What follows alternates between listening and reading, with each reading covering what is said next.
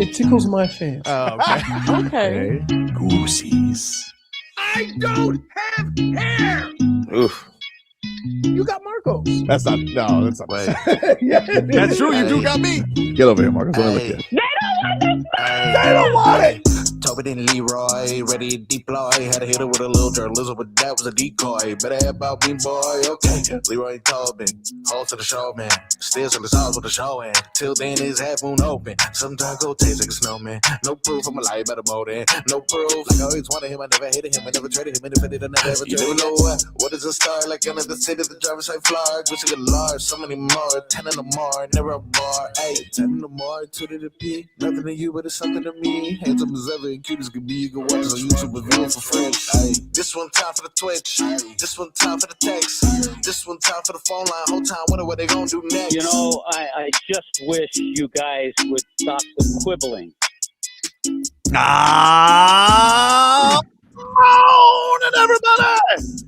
Tobin and Leroy with you here on a Friday. Hello, Leroy. What's happening? What's happening is our cats are taking over Milan, dude. That's what's happening. The cats are taking over Milan. Did you get a little chili pepper? I did not, actually, because I didn't realize that Sweden and Finland, a great hockey rivalry, by the way. I did not realize it started at 6 in the morning our time. So I was like, oh. So I throw it on old Peacock there in the morning. I was like, oh, looks like we got some hockey.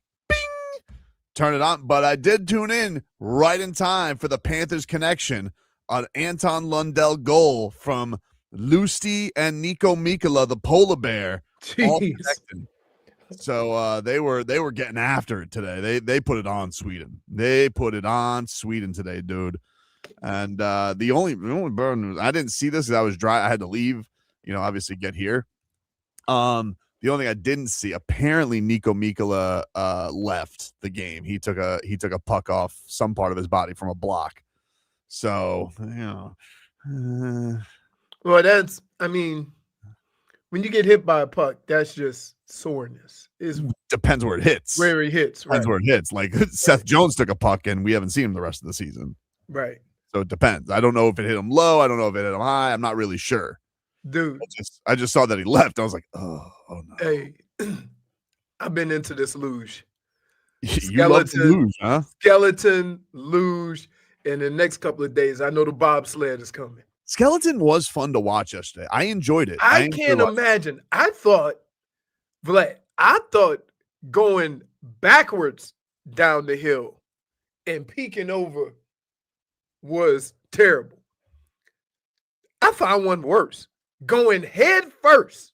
Yeah. The helmets are different. The helmets look cool. Yeah. The helmets are cool looking. The helmets look like they're when you do skeleton, they're a little more sturdy. They don't have just the glass that goes. You probably got to be a little crazier to do skeleton. Dude, look who you looking at. I want you to look at Vlad. And what do you think we thinking? You got to be crazy to do any of that. Fair enough. But you would agree in the intangibles craziness, the head first intangibles. Head first. Crazier intangibles. Yeah. Everybody would agree with that. And then I watched some downhill, the giant slalom. Okay. Woo! What is that? That's the two poles with the flag on the top. Oh, you have to go. Yeah, man. Okay, that's cool. That sounds fun. Did you watch any more speed skating yesterday? No speed skating yesterday. I'm waiting for I hope the 500 is not over yet. I'm trying to. I saw the 1,000. The dude from. Can we still get a USA, Vlad? Can we throw that on in here? Because I don't really want to watch. The guy from the US is pretty good. He won the 1,000. Oh, cool. We got skeleton on right now. Hot damn. Look, head first, dude. Yeah. I wonder how bad your upper back and your traps hurt from holding your head up. I don't know. They're doing lady skeleton right now. They're tiny. Huh? I said they're doing lady skeleton right now. They are tiny. First of all, I wouldn't make it the first 5 seconds because you got to run full speed while holding your sled This to the lady's side. got a lion spray painted on her helmet. It's like these are the coolest helmets since like the goalie. Oh, the guy got suspended. The guy got disqualified. Who did? I forgot British where guy? he was from. No, yeah, because he put from the Russian war. Who they're in conflict with who's the country? Ukraine? Ukraine. Yeah. He put pictures of his lost friends and teammates and stuff like that on his helmet. From Ukraine? Yeah. And they told him he couldn't do it. Wow. And because they have a rule like no messages and stuff like that. So they didn't want like good or bad. It wasn't like they were trying to stop him from doing it. They just didn't want that. There's a rule that there's no messaging. So he said, well, I'm not doing it. And they disqualified him. Seems necessary. Good Yeah, job. but then he showed he made his point because when he got disqualified, then everybody started asking him questions about it, the helmet. So yesterday, Team USA beat Latvia 5-1. They killed them. They took away 2 goals from the U.S. I gotta tell you, how can you challenge every goal? Every goal was challenged early on. it's super annoying. And this actually happened on Lundy's goal too. They had to go review it, and that's the one thing I would say about the Olympics. Hey, refs, we're not there to see you, dude. Is that the VAR? They're just like they're sitting here. They're like they were doing this on Lundy's goal. And it was an awesome. They're like, was it a high stick? Was it above the crossbar? It's just like, come on, enough of this already. You can just get to the goal. And so they did that. The goal, the U.S. had 2 goals waved off in the first period. Latvia tied it. The Tkachuks, the brothers Tkachuk, they put together the first goal, and Matthew Tkachuk ended up with 2 assists in that game. But Latvia really didn't have a chance. Uvis Balinskis, I think he had like 1 shot on goal for me on my long shot bet. But I am having fun gambling on hockey. It is a delight. It's fun. I think it's my favorite sport to bet on. Yeah. You get juicy odds and weird you get stuff. Juicy odds. The juicier the odds, the lesser the chance of it happening. I don't care. That's not the fun of gambling for me. That's not the fun of it. It would be called the chili pepper. Right. It would just be vegetables. I don't know. If you bet the favorites. Yeah. Nothing spicy about it. The Miami Hurricanes got a busy weekend ahead of them. The basketball team takes on NC State tomorrow at 4:00. So they will continue trying to keep that momentum going from their win over UNC. Canes baseball season starts tonight. They will start up at 7:00 against Lehigh at Alex Rodriguez Park at Mark Light Field. Of course, the Canes last year came within a win of the College World Series. They got eliminated by Louisville in the winner-take-all game. And so they will start their journey again tonight for all of our Canes fans going to get that Mark Light shake tonight. I tell you, the one thing that I've been amazed at with college sports is how many games they play now in all the sports. When you look at football, when you look at basketball, back in the day, if you played 25 games, it was something special. I mean, I think one time the last team to go undefeated didn't have 30 wins. Right? I think it was Indiana years ago. They didn't have 30 wins. Is that Bobby Knight's Indiana? Yeah. And now, I mean, before they even get to the tournament, they got 25, 26 wins. They play 35 games a season. Right. It's crazy, right? Not really with all these tournaments that they add. They play no back-to-backs. That's crazy. That's the good. Well, unless you play those. In the tournament, the conference tournament. Those holiday tournaments that they go to in November, December. Yeah, and the conference tournaments. Right, but that's crazy. You look at football. What? 17 games. 17 games, trying to get an 18th. Right. Like you look at baseball. Baseball, they bought 60. What? Baseball in college? Yeah. Oh, I don't know. I mean, it's getting like, holy smokes! Like, hey, not for nothing, young college. But they do student- play. They do play like a three game series. Like on the weekends, they do a series, and then they'll have like I think the Canes start off with Lehigh, and I think they got UCF just on a one-off next week. Right. So I think in week I don't think they do series, and I think weekend they do a series. Right, but baseball is the only sport that, and well, football's even gotten away from it because now you got games in the middle of the damn week. I know it's ridiculous when the Right. Canes play what Friday 3 times. they're loaded. Dude, Mario's got to be pissed. He's not he was like, I hate that. Like, why can't we just do Saturday games? And they're like, very cool. Here's all the weekday games. Want to hear from the college athletes' perspective? Sure. I got my weekend, baby. I'm sure you do. Oh no, I'm sure for the players it's fun. Right. Get home on Friday, nothing on Saturday and Sunday. Oh, let's go. Oh man, Germany just had a good run. She was flying. All right. What else we got on the headlines, which are brought to you, by the way, by Doral Hyundai. You always pay less with your price seat to at Doral Hyundai. Visit us at Doral Hyundai or DoralHyundai.com. Give you the rundown of All-Star Weekend for those who want it. Here's what you got. Kalel Ware in the Rising Stars game. That's 9:00 tonight on Peacock. Wouldn't that be something if he go off for 30? Oh, it'd be awesome. It would be awesome. Tomorrow, you have Keshad Johnson and Norman Powell. Norman Powell in the 3-point contest, which I believe is the first event. And then the slam dunk on still the premier event. Everybody, that's shockingly. I think to me, the premier event now is the 3-point contest. Me too. I agree with you. I much rather watch the 3-point contest because, and I think this is from a sports perspective. I don't like when there's a whole lot of like what is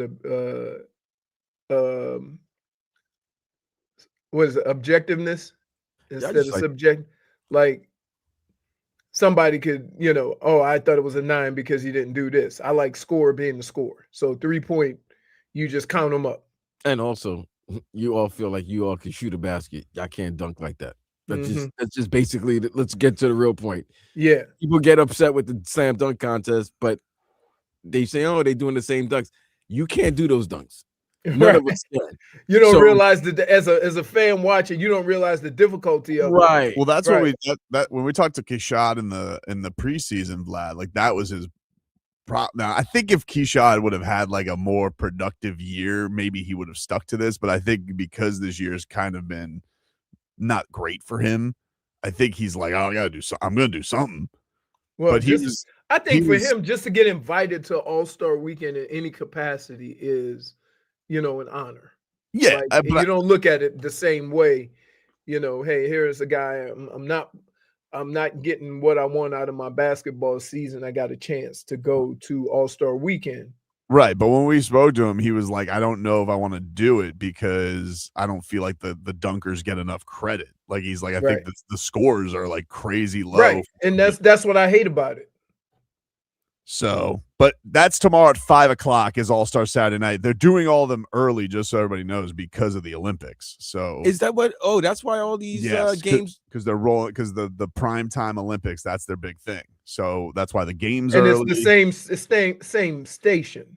Dude, it's the same game is going to be on at 2 p.m. Pacific. 5 p.m. Eastern. The All-Star game. Yep, that's crazy. The G League game is on Sunday because they're doing the round robin, and Jameer Young is in the G League game. He's also in the Rising Stars game because somebody got it. I think he replaced Cooper Flagg. He hasn't played this year, which is funny. I was like, they couldn't send Kasparis, but he's already going, so I think it was just a convenience thing. Maybe Kasparis had Cancun plans. He's like, nah, going to Cancun. Imagine if Kasparis is like, nah, I'm going to Cancun. Yeah, but when you're young, man, it has the All-Star Weekend has a different pop than when you've been there 15 times. That's why I think it would be funny if he turned it down. He'd be like, nah, I'm going to Cancun. Me and Pella got plans. We're taking our squeezes to Cancun. Right. Jameer Young is in the G League next up game. That's at 2:30 on Sunday, and then the All-Star game itself is at 5 o'clock. Norman Powell got traded yesterday to the World Team. What? Why? 'Cause he's Jamaican? They're making him claim his Jamaican. He was on Team USA. Then they lost Giannis officially, and so now he's got to be on the World Team because they had De'Aaron Fox become an All-Star. And so he's on Team USA. They have two Team USA teams. They have Stars and Stripes. Yeah. Then they have World, and then the G League team, whoever wins that thing. And you imagine if the G League team ends up winning. Wait, it's 4 teams playing? Yeah. It's Team World, Team Stars, Team Stripes, and a G League team? Yeah, isn't that what they did last year? I didn't think the G League team was playing against the professionals. They did last year. They did? I thought they were doing that again. I thought it was Maybe game, and then the winner plays all. Maybe you're right, Vlad. Maybe it's just. I mean, I just don't understand why the G League would be part of the NBA also. Nobody understood it last year. That's what they did, though. Like because the G Leaguers, they play a game, and then the winner of that plays in the tournament against the other two teams. So one team plays, and then the other team plays, and then the winner plays. It's really stupid. I can't. Yeah, that's crazy. I can't figure out how you have 2 USA teams when half of the league is from another country. Mm-hmm. Like you spreading yourself thin. All right, so here are the rules. But they did Stars and Stripes, so they didn't do the G League team. For 2026, the NBA All-Star Game features a new high-stakes 3-team round-robin tournament format. 2 USA teams and 1 world team. They play 3 12-minute games, followed by a 12-minute championship game between the top 2 records. Listen, I apologize. My bad. Al Macco's very mad at me. I think they did that. They did 2 USA teams just so they wouldn't have to do the G League team. I mean, it made no sense. I mean, there's going to be more American players than there is. None of this makes sense. European players. They just and the thing is that I think, to be honest with you, if you have 2 USA teams, you spread yourself thin because the world team is like, Well, they just kicked Norman Powell out of the U.S. team. As much as we want to say there's a lot of great European, there's only a selected few. Like, that's why they only had to make 1. There's more all-star American players than there are world players. Yeah. So you're going to have to make 2 teams. You would have to actually, like, bend who's an all-star and who's not an all-star. Right. You know, like, I don't think Şengün made the all-star team this year, did he? Is he on the team? I think he did. I think he's filling in for someone. I got the rosters here. 1 second. Great all-star research by me. Let's see. Well, you having the same problem that yes, he was named 2026 All-Star game. This is their team. Giannis. He's replacing Shea. Avdia. Luka. Alperen Şengün. Joker. Jamal Murray's Canadian. Siakam. Cat. Victor Wembanyama. And now Norman Powell's over to the world team. Jeez. So they're claiming Cat's Dominican. Yep. Okay. They're claiming Cat's Dominican and they're claiming Norman Powell's Jamaican. I mean, he is Dominican, but they're claiming his pride. I mean, Norman Powell did play for Team Jamaica this year. He did. He qualified them for the World Cup with the flu. So there you see, even with them trying to get a world team, they barely can make a world team. Especially with Shea hurt. I mean, they could put Dylan Brooks. He's Canadian. He's had a pretty good year. He's also going to get suspended. He's also got suspended. He's suspended. What do you for fighting? The fight? Was that Dylan Brooks? I don't know if no. No, just technicals. Just 16. Yeah. He got 16 technical. 16 technicals. He's just racking them up. We did though get the hand down punishment. We'll get to this coming on up of the Utah Jazz for their Heat shenanigans. We'll get to that coming up next.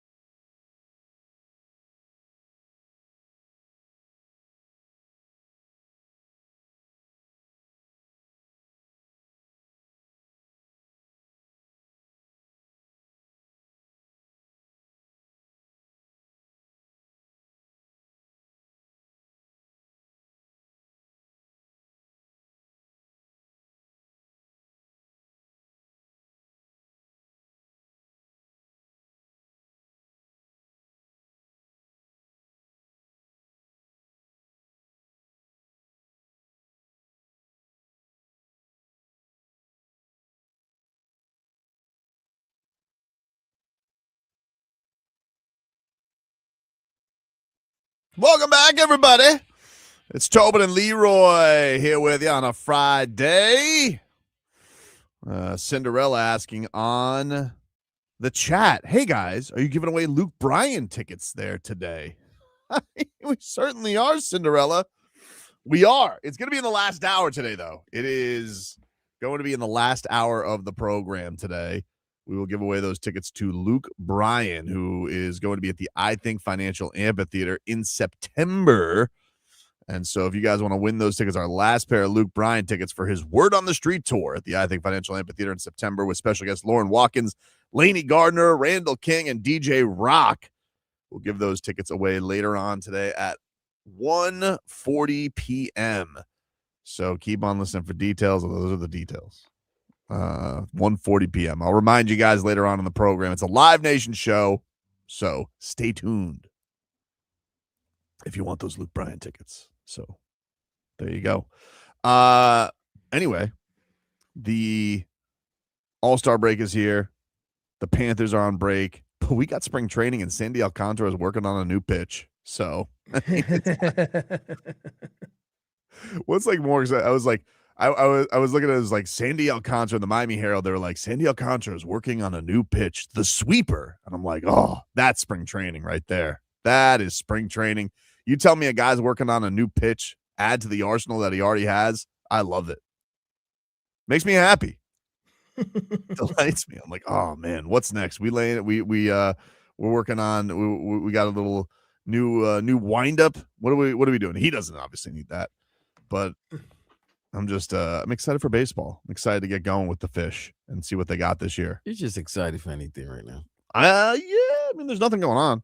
Although it'd be like the Olympics have been fun, and I do think having all these Panthers in it, like the Panthers have kicked ass so far in the playoffs. I mean, in the Olympics. I mean, yesterday the Tkachuks were great. I was wondering this. They look really happy together. Oh boy, here we go. Really happy together. Here we go. And I was just wondering, again. I'm just saying, Vlad, you don't think that, Brady thinks, he's like, man, Canada's cold.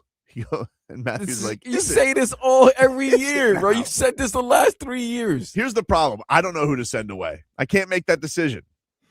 He makes a lot of money. He's a star. His brother's a star. His brother also has been hypnotized by Canada too. That's the other thing. Is like, while Matthew Tkachuk was ready to get the hell out of Calgary, Brady is like the captain of that team. And he's like, I don't want to. And man, I mean, what a trade by Bill Zito, right? Because Jonathan Huberdeau has not been the same since he went to Calgary. Like, that's not our Jonathan Huberdeau. I don't know who that guy is, but like, maybe it's just the way they do things there, or what they're asking him to do. Yeah, but even he's got like a hip injury. Like, it just hasn't gone. Leroy, this is the one of the Panthers' all-time leaders. Yeah, and he just has. They knocked that one out of the park. Even with Matthew Tkachuk's injuries the last couple of years. But I'm just saying, I see those two. They're very happy together. Very happy together. I just don't know who you'd send out, because then I look and I'm watching Baby Barkey today, and Anton Lundell not only has the goal, right? But he does the Tkachuk play. Remember the save? Right. Does the old yank out of the crease.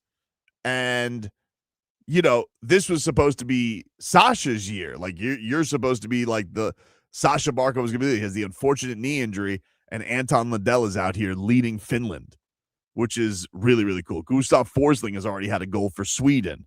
And then, Canada is like the only one. They're playing. They didn't play a ton of minutes yesterday, but, I'm sure that at one point Marchand and Bennett and Rhino are going to get going. Although I saw one rat bastard yesterday. Who was this guy? I'm learning these hockey reporters, and I didn't like a little pot shot taken at our boy Rhino.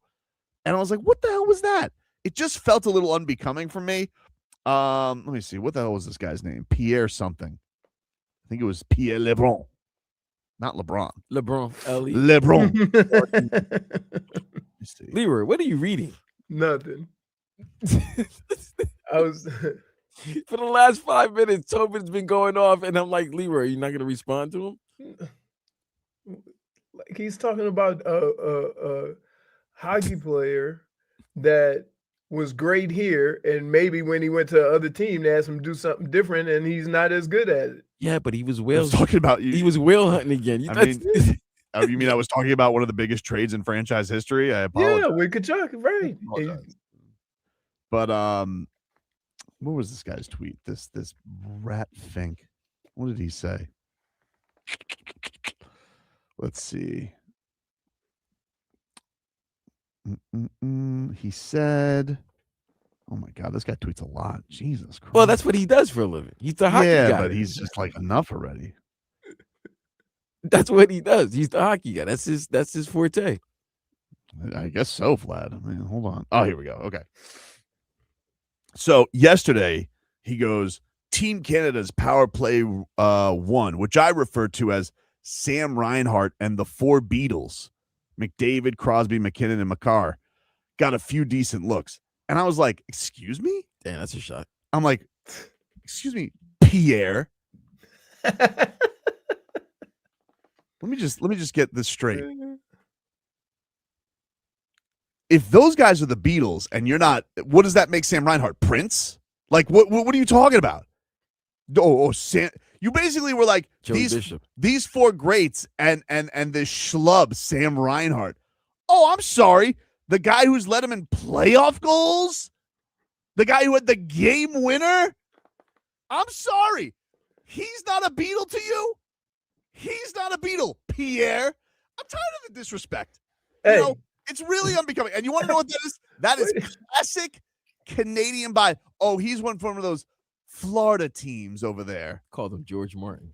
That's hey, ridiculous. can I just say,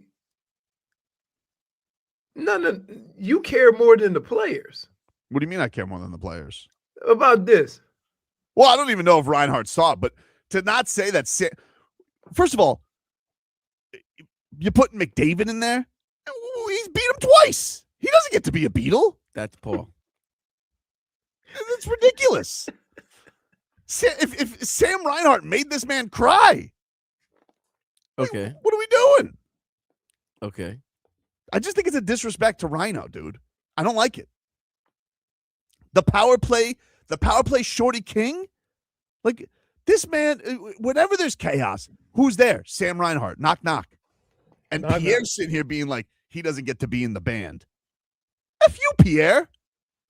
I mean, you do know that is four of the best players in hockey. I understand, but what about Reinhardt? Where's the just to say he's not? You know what you got to do? You either got to come up with a band with 5, okay, or you got to find some other nickname. That's just it's a slap in the face. I will agree that it's a slap in the face to a champion, a distinguished champion. Rhino Ono.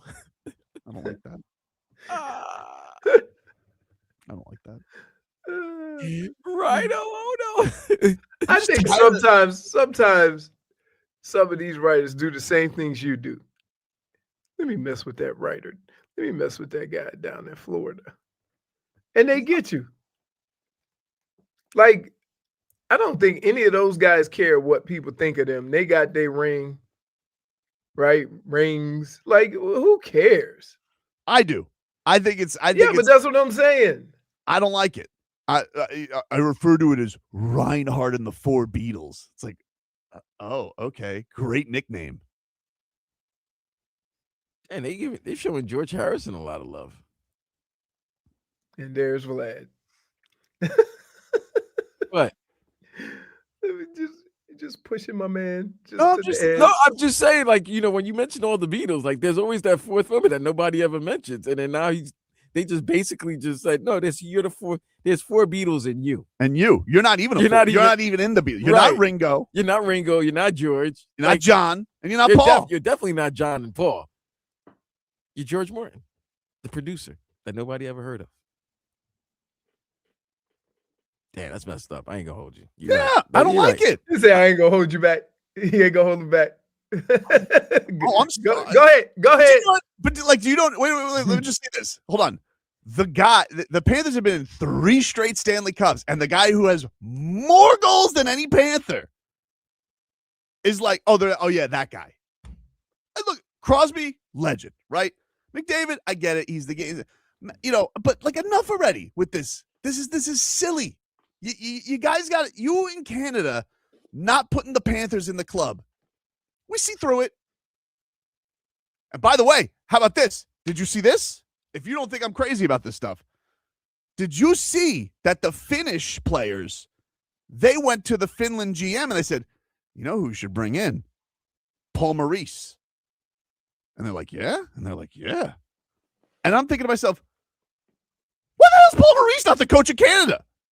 What's going on here? Now, again, he's probably off in Cancun. He doesn't want to do it. He probably needs a break himself. But just the point that Finland is sitting here and they're like, we need Paul Maurice. And Canada's like, no thanks. We'll have Pete DeBoer. Time out. Pete DeBoer? You do know who the coach of Canada is. Yeah, right? I know. I hate that guy, dude. Okay, so you hate that guy. You think he likes Paul Maurice? No. Okay, then. So why would you get your op? Why would you be? Come on. I thought it was for the good of the nation. Hey, Who cares? have you seen the U.S. and Canada go at it? Have you seen? Oh, it's going to be bad this year. Like that, they're not gonna play by those rules. They're not going to play by those rules. You could already see Brady Tkachuk yesterday. He had that look in his eye, like he got knocked to the ground once, and he was like, "Oh, this is how we playing." He's like, "Oh." Hey, Vlad, he was like, you want to hit people in the head with garbage cans. Now I got to cut you. We take a break. More to come. Back after this.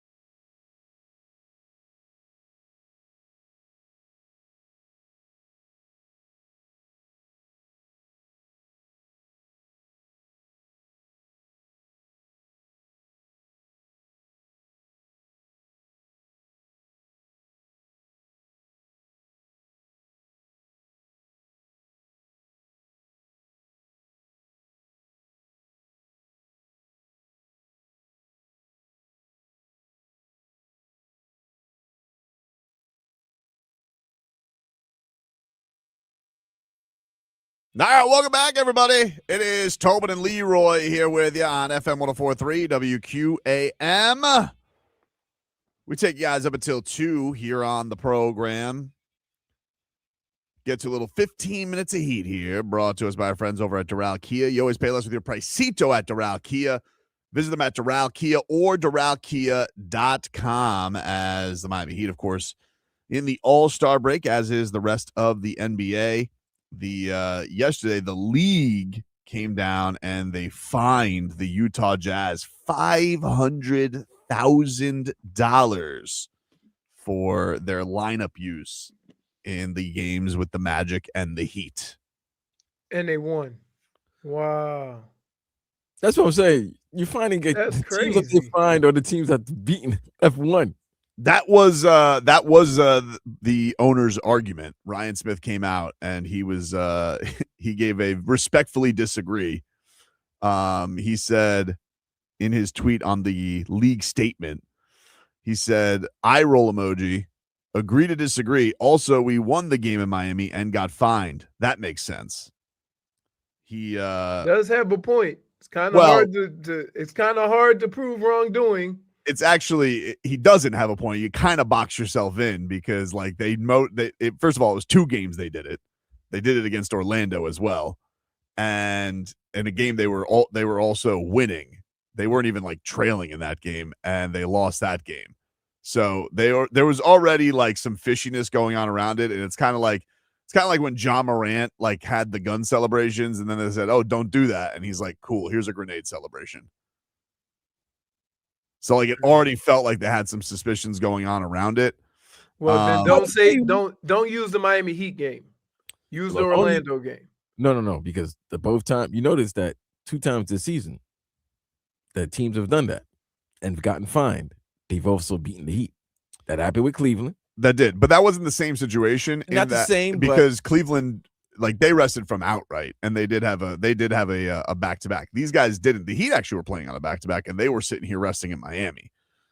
This was the statement from the league. They announced today they fined 2 teams related to the management of their rosters in recent games. The Utah Jazz have been fined $500,000 for conduct detrimental to the league related to the team's game against the Orlando Magic on February 7th and the Miami Heat on February 9th. So they did include both of them. Okay. I said that.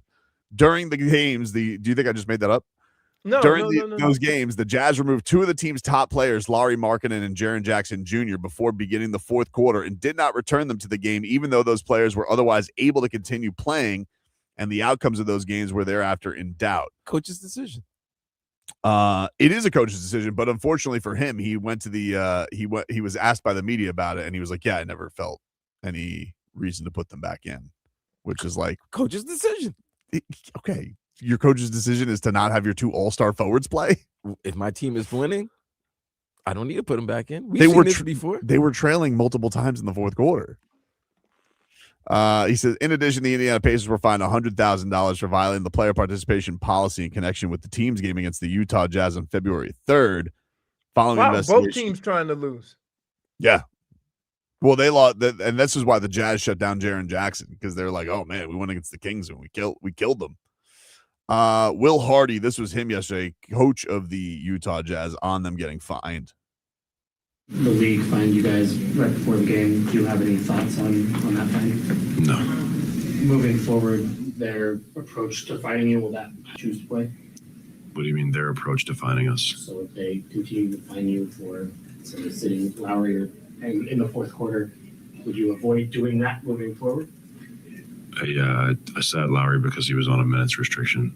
So if our medical team puts a minutes restriction on Lowry, I'll try to keep Lowry healthy. Here's what's cute about that. Why wouldn't you just say that the night it happens when you're asked about it, that he's on a minutes restriction? Now it's like, that's the thing that why the Jazz, and I know that they're sitting here and they're whining about it, but like, you know what you were doing, you got fined, and now it's like, oh, he was on a minutes restriction. Well, you were asked about it and you didn't say anything about minutes restriction. That would have been a very easy answer before the fine was handed down. And now you're like, well, now Jaren Jackson got shut down, because then you realized, whew, these guys are too talented. We can't have them out here for the last 27 games. Oh, boy.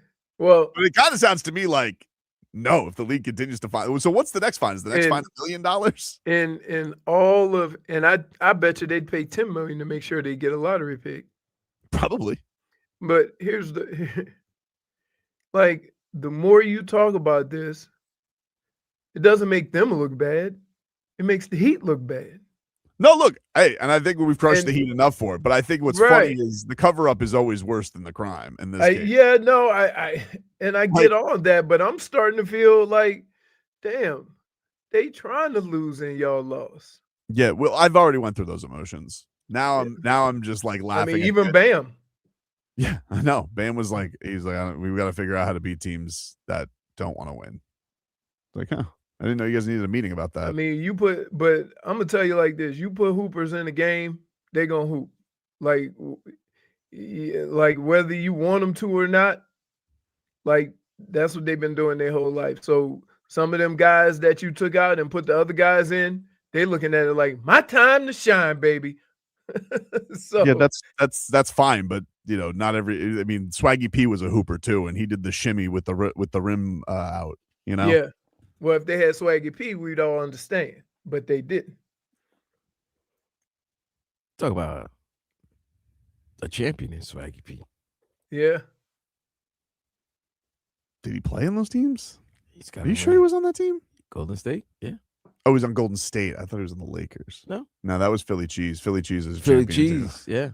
Champ Cheese, as he referred to Champ himself. Cheese, he called himself. Champ Cheese. Wasn't that after he got suspended? For the gummies? Yeah. Yeah. Okay. It was Laker. It was post Heat. No, I'm saying, was that the same year he got? Because I think they signed they signed him because of the fact they needed people for the. I think for the bubble. I think the gummies were the year before. Okay. I think I feel like that's pre-Jimmy were the gummies. Okay. You're right. But it was a hell of an era. The Philly Cheese 4-year deal era. The Double J Philly Cheese. He was so good that year, man. He was so good. Him and Goran Dragic. What a duo. They were very impressive. And then his ankle just never was the same. Right. Never came back from it. He was just ineffective, and people sort of got a little portly. Some rough camp pictures though. Like there's some things have bad angles. not like that D Wade statue. That does have angles, I'm telling you. Walking up the steps, it looks like him.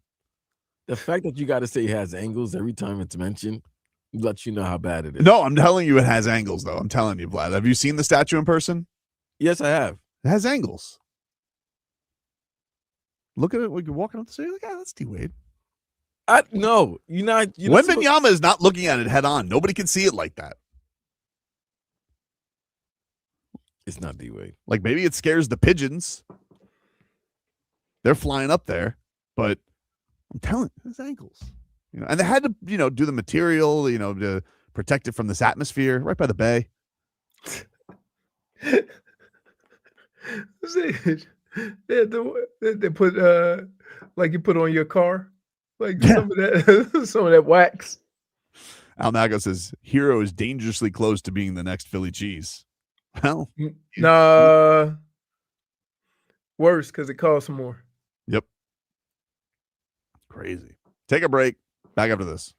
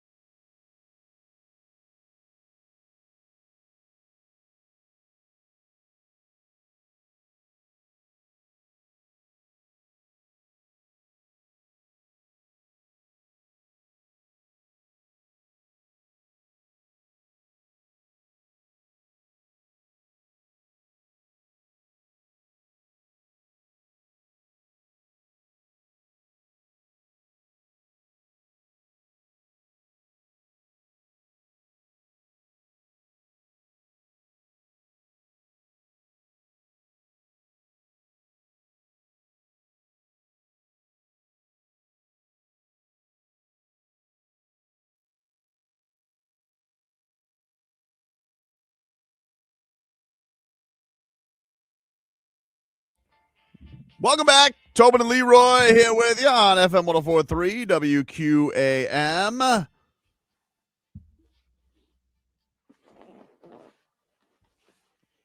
Take you guys up until 2 here on the program.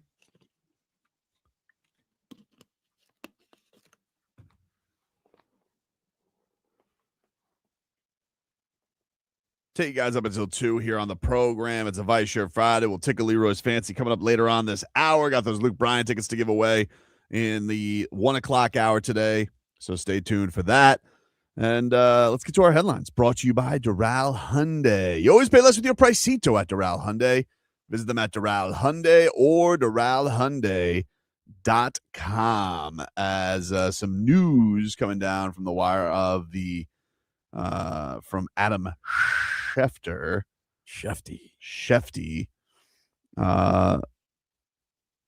Sources, the NFL informed all 32 teams today in a memo that it has prevailed in its grievance versus the NFL Players Association and its, quote, team report cards. And arbiter determined that the NFLPA's conduct violated the CBA and ordered it to stop making public any future report cards.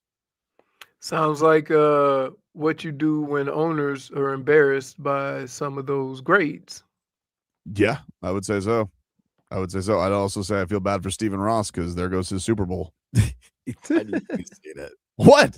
It's true. It's true. It's true though. That's all he's like. Oh man, I don't have my report cards to hold up to everybody and say that's why I'm a great owner.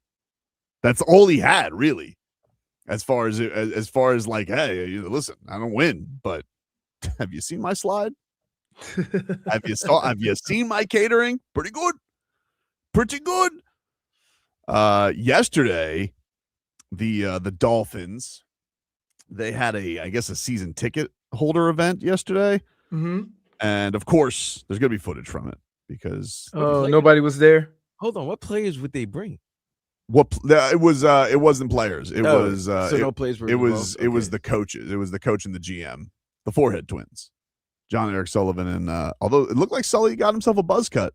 Beavis and Butt. Looked like he got himself a buzz cut. Looked like he's got a new look that's going on there. Well, so yesterday they were of course asked about Tua. I don't know who the moderator was of this. Can't tell, but this was a video that was put out.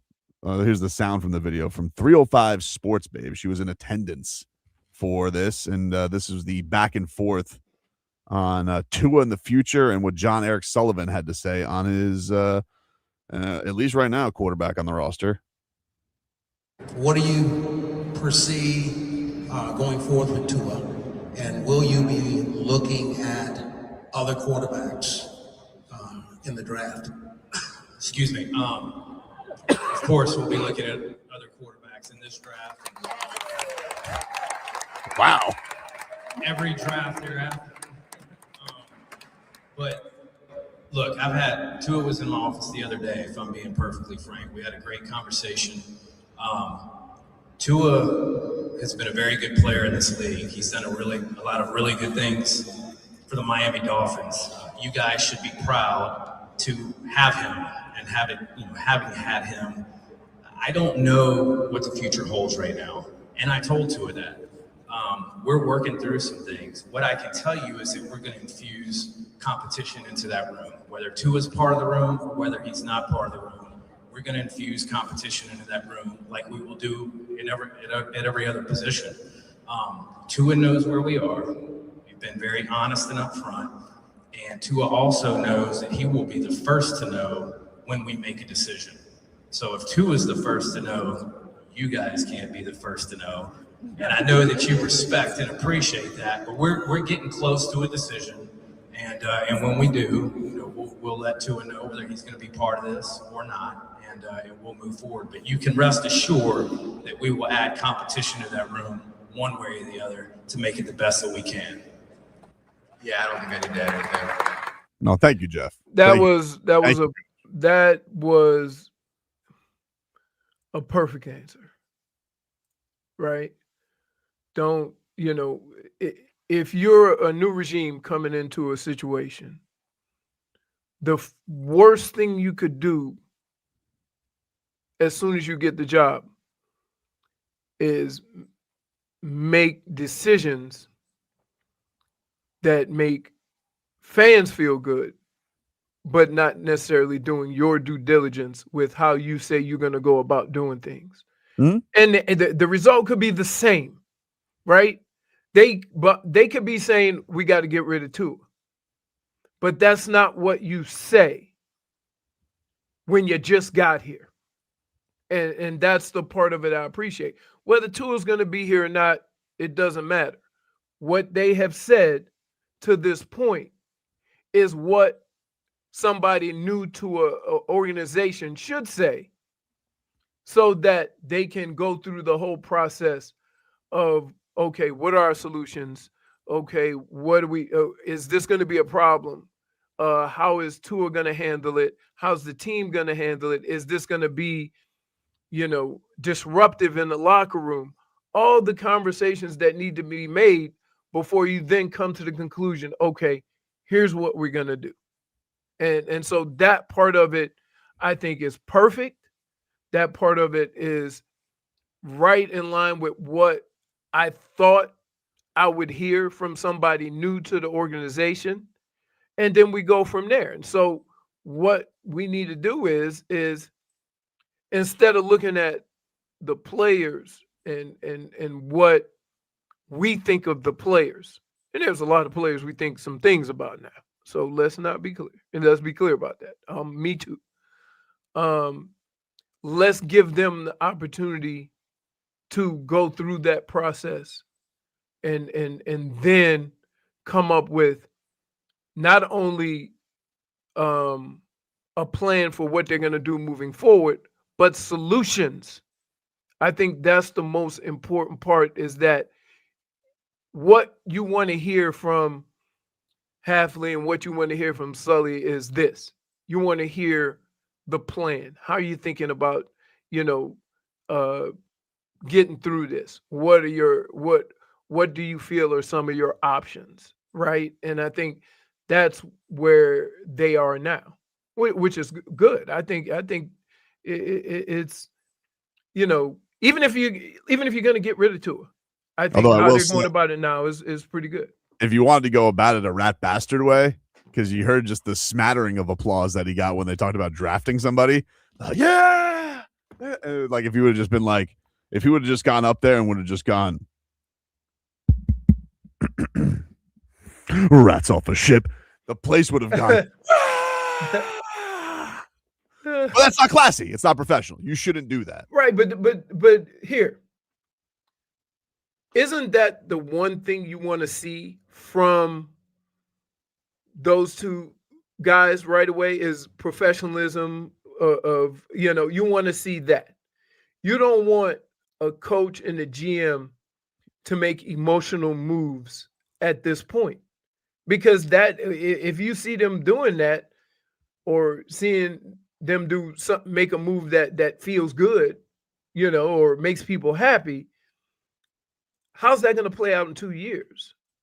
So like, yeah, just calm down. I think that they do have a plan, but we've seen, and I can tell you firsthand, right, that the Cleveland Browns made a decision before they had a solution and ended up paying $230 million because they didn't have a quarterback.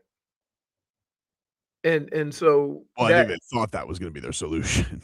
No, they really didn't. But what happened is once they realized that we don't have a quarterback, then like Deshaun was getting ready to leave, and they just threw that big number at him. Well, yeah, because nobody wants to live in Cleveland. Like, that's what you have to pay him. Like, it wasn't. I think that was the thing that went on there. Is that it was like, oh, how do we get him? And they didn't have a quarterback. And they didn't have a quarterback because they told Baker to kick rocks before they had a solution. Yeah, but that writing's on the wall once you bring him in anyway. Like once you're Oh no, they got rid of Baker first, so they had no quarterback, and so they kind of backed themselves into a corner with no real solution. Man, I can't believe they gave all that money. This was speaking on John Eric Sullivan. This was Jeremy Fowler on NFL Live yesterday, and he said that he's hearing that the word on Sully is that he loves picks and not only could move Tua but others as well. Dolphins are weighing whether to keep Tua or to move on via a trade or release. He's owed $54 million in guarantees, so they could convert that into a signing bonus, get the cap hit down. But the prevailing theme in league circles is that new GM John Eric Sullivan loves draft picks, comes from the Green Bay Packers tree, who's going to try to do whatever he can to get some more picks. And that includes trading Tua or maybe even some other pieces. So could be on the move. Plenty of teams need a bridge quarterback option. So we'll see what happens there. He's also had some durability concerns, so we'll see if that scares teams away. See, the thing that interested me there, Leroy, was not the Tua thing, because I don't think you're going to get any picks for Tua. Right. But the other pieces, I was like, okay. So, like, is he going to – I mean, you think about, like, would he sell high on Devon Achane? Like, Achane's up for a new deal. You know, do they go super high? I mean, he's very clearly their best player. But Right. if you're building this thing up, are the Right. Dolphins going to try and get, like, a McCaffrey type, you know, second and a third for him, some type of deal? Like, would they go that direction? Because when I heard that from Fowler, I was like, oh, that sounds like he wants to, like, plow it on over and just kind of go with his guys. I think what makes it interesting with Achane is this. When you look at the age of some of the players that you may want to have around, right? And you say, okay, we got young offensive lineman, we have a young running back, we're probably going to have a pretty young quarterback, we got a young wide receiver. You know, there's a you know, a lot of kind of players that are on the same, you know, timeline as far as their career, and that all sounds good. The thing about Achane is they might think of it this way: can we get more picks trading a guy like Achane because his contract is up, and all the other guys we have 2 years, if not more, to start giving out contracts? Do we Right. want to just have, you know, some time to get everything in line before we start writing out new contracts? So Yeah, that could be an issue too. That could be why somebody like Achane gets moved, even though he's your best player.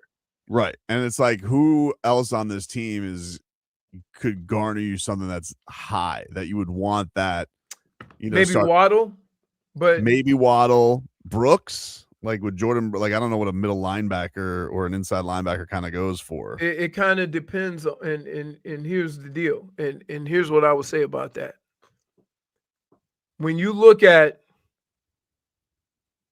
the Super Bowl and how that Super Bowl was played with basically front six, front seven, and you're looking at somebody that says, I got 3 of the 4, you know, I got 2 pretty good defensive linemen, I got good safety. If I just had that dog at linebacker, Yeah. right? And so it'll complement something that guys already have, and that would be like the icing on the cake. Then maybe you could do that. I think, and here's what I've always believed about stripping it all the way down, is that there's 22 starters. You strip it all the way down.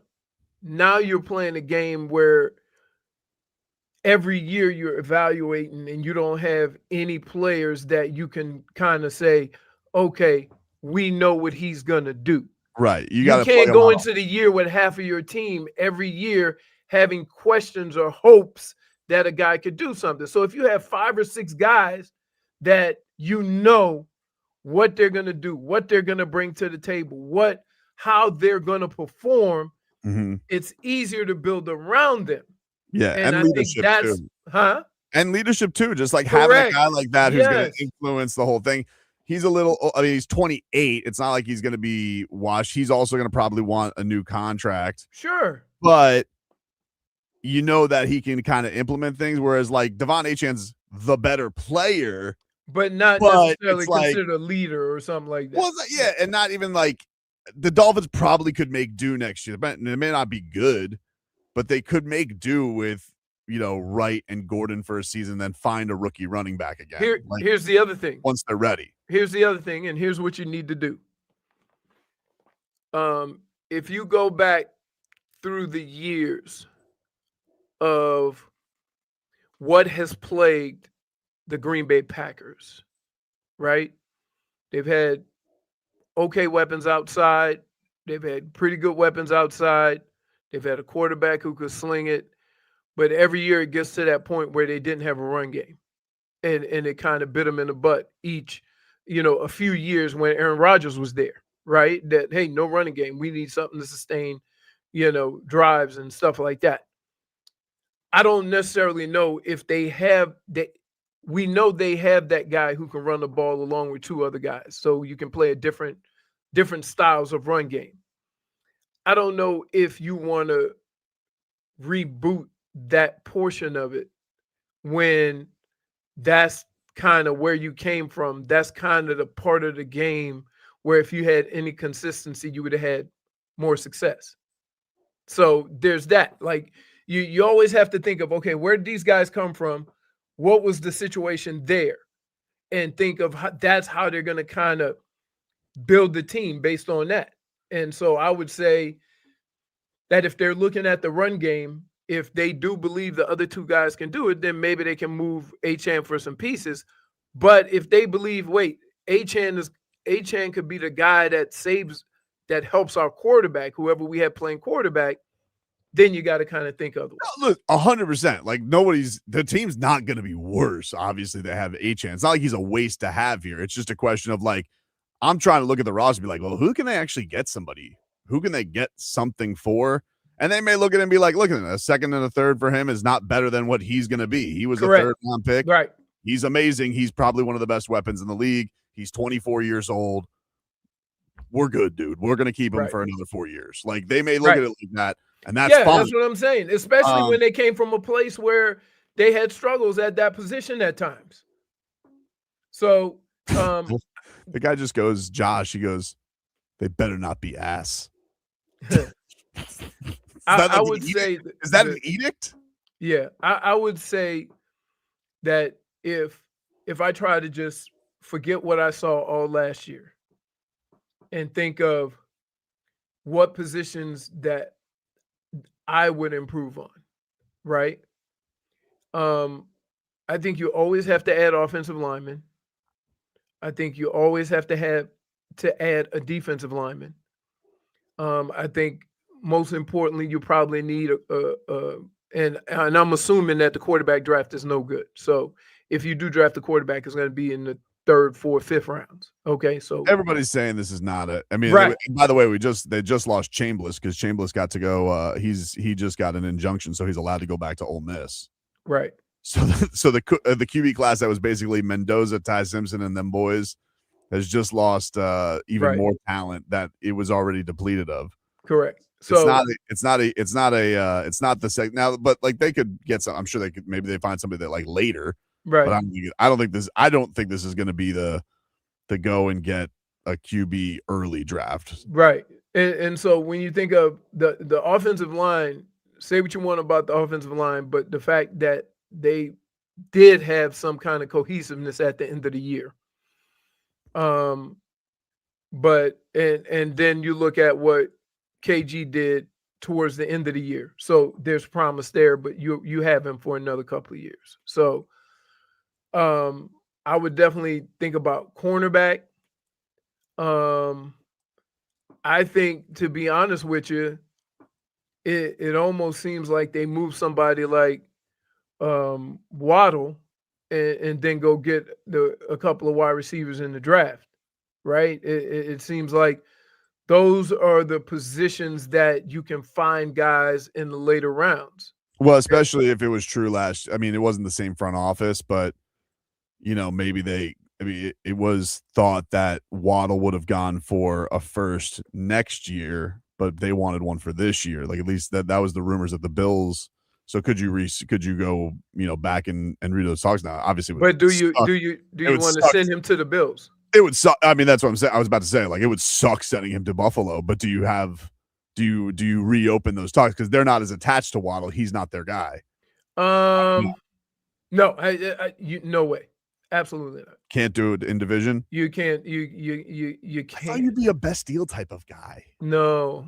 Vlad, would you have traded Sauce Gardner to the Patriots? Would you have cared? What are they giving me back? A first. Well, let's just say it's the same deal. Same deal you got from the Colts. Oh, yeah. If I'm getting 2 first-round picks, yeah. For a cornerback, absolutely. 2 first-rounders. No, we said just 1. No, well, in this case, it's 1. No. Well, in this case, he said 1. I'm not doing it. But if you're saying 2, I'm doing it. Right, like that's over the top. So it has to be over. You have to be an overpay from Buffalo for you to do it. Yeah, to get him in division.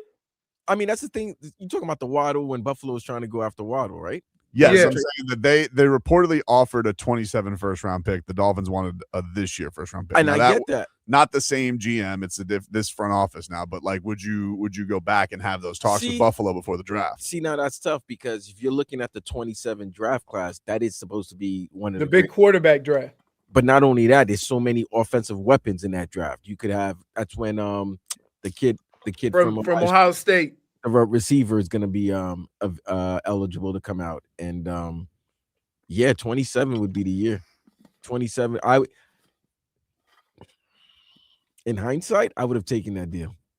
Yeah. In hindsight, I would have taken that deal because you're thinking of next year, right? Because you just want what's going to be immediate. So you're thinking of I want to get that draft. I want to get that pick now because that your team is bad from 25, so this pick in 26 is gonna be a good pick. You don't know what your pick's gonna be in 27. Can I add a caveat?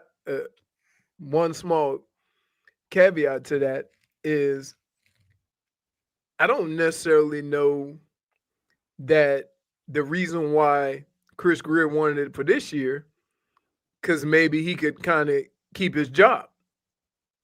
I don't even know if he was the guy though. I think it might have been Champ who was in those talks. And did you want him making decisions like that? Yeah, it's not even that. I'm just asking, would they go back to it? No. I don't know. I don't know if I would. Vlad. Especially here's the thing. They have the whole drama going on with Coleman and that whole blame game that's going on. And he kind of looks bad over Bean up there because he was like, oh yeah, that was on the coaches, and then he was like, well, you kind of look like you looked at him on Hard Knocks a lot, dude. I'm just saying, right? But then also like, yeah, do I want to give Josh Allen Jalen Waddle? Like that's right. That's what I'm saying. Like, can I just tell you, as you know how fans are down here. If you trade Waddle to the Bills, I don't care what you get. And you got to deal with Waddle twice a year. And he balls out. Fans down here would lose their mind.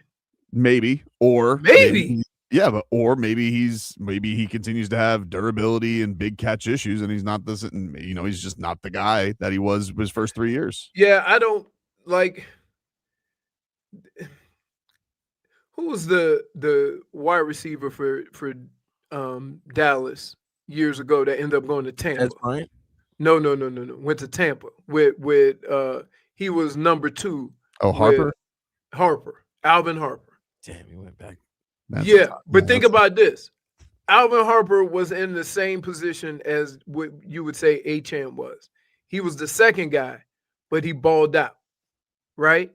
Then he went down to Tampa and became a number 1, and we never saw him again. Mm-hmm. So I'm curious to know, and I don't know if this to be an accurate, assessment of the situation, but his production dropped when Tyreek left, or Tyreek was hurt. Yeah. So if that is the case, can you then trade him like a number 1 to a team? Will he be a number 1? Yeah, I don't know. I think that's their evaluation. Do they think if they can get, the return of. So then a number one pick, if they go in the office and they have talks about the various players, the first thing they're gonna ask, hey, can can Waddle be a number one? If the answer is no, if you don't think he can be a number one for you, and somebody is offering you a first round pick to be a number one for them, you've already evaluated your own situation. Right. And even if it was for next year, I don't think that's a terrible thing. Well, now because we're playing the long game. Yeah, because if you're Right. you'll have capital. Like I think but again, the people last year, they were more immediate. I agree with you. I Correct. think that's probably like, no, I want it now because that's like right. but this guy's gonna have the comfort of like, I'm gonna be here at least a couple of years. Correct. So do you do that? And again, I'm big on this. If you're gonna have a new quarterback, you can't bring him into a situation with no weapons. Yeah, that's fair. And so they don't really have anybody. If you have a solution, if you have a Waddle solution, and this is why I say you work these things out. If you have a Waddle solution and you go, okay, here's what we can do to kind of fix this. We can get assets too. And they all sit in the room and go, make the deal. Simple as that. We'll take a break. Back after this.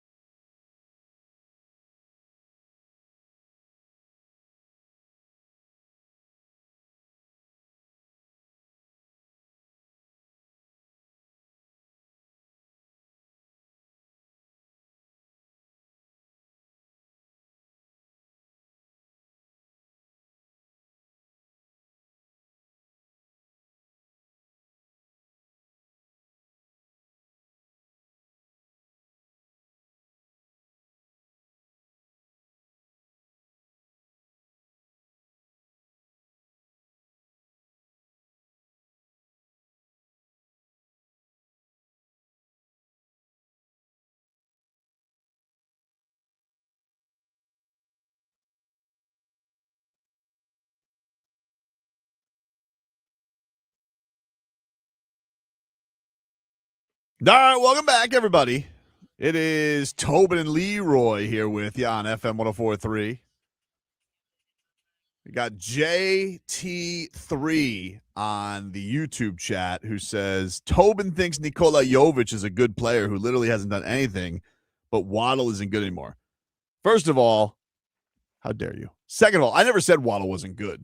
Why would I think somebody who got traded for a first-round pick isn't a good player? It is fair, though, to say that his production has gone down. Now, has he had other factors like the QB stinking up the joint and not being healthy? Absolutely. Absolutely. But, you know, have a grown-up argument, JT3. Al Mackey said it. You're not being Peter Pan. Al Mackey said it pretty good. We're doing the same thing with Waddle as hero. Him being on the roster doesn't take us over the top. So get your first rounder for him before his value drops below that. Yeah, I think it's just one of those things. Like they're gonna have their image of the team of what they think is valuable and at the right time. Like I think Waddle's a talented player. Is he an elite player? It's been a bit. I mean, he started off gangbusters. Like these are numbers. But again, did that have more to do with the fact that he was the number 2 and Tyreek was the number 1? Yeah, maybe. He was the number 1 rookie year. He was number 1 rookie year. Right. He was. But I don't know. I think that there's also been questions. Like I think every Dolphin fan gets frustrated that he's had some big ass drops in some big ass games. Right. You know, like that's frustrated Dolphin fans as well. He does the thing where he likes to jump for the ball and never comes down with it. I just think it's one of those things where if the organization, I would get it if the organization wanted to make that decision. I would get it. No, I understand it, right? And I get why it would happen. That being said, he might be one of those situations where they look at him not by his numbers, not by his talent, but by his contract number. He also, I think it'll be interesting to see like how much they want, like those, as far as like culture guys, like Jalen Waddle is about as A+ as they come because he doesn't throw anybody under the bus, like ever. Like he could have gotten pretty frustrated with the Tua stuff. I tried. I saw that video too that like Omar put out when he was asked about like the passing game, and you could just see like he was like smiling, like holding it back. But like he didn't say anything. No, he's a good teammate. He's a really good teammate. He's a really good teammate and an A+ dude. So I would also understand wanting to keep that guy around. It's from that perspective. But it's, the stuff's cutthroat and new GMs want their own guys. New coaches want their own guys, It's not like that. It's not like they should be in a rush to get rid of them. I want to dump them off on the block. I'm just saying if you were offered something incredible for him, do we really think this team is at the spot where they I think that's also think of it this way. If you're building a team from scratch, and you're building from the inside out, and you pour your resources into that, then you would almost have to feel that the outside guys can be replaced, right?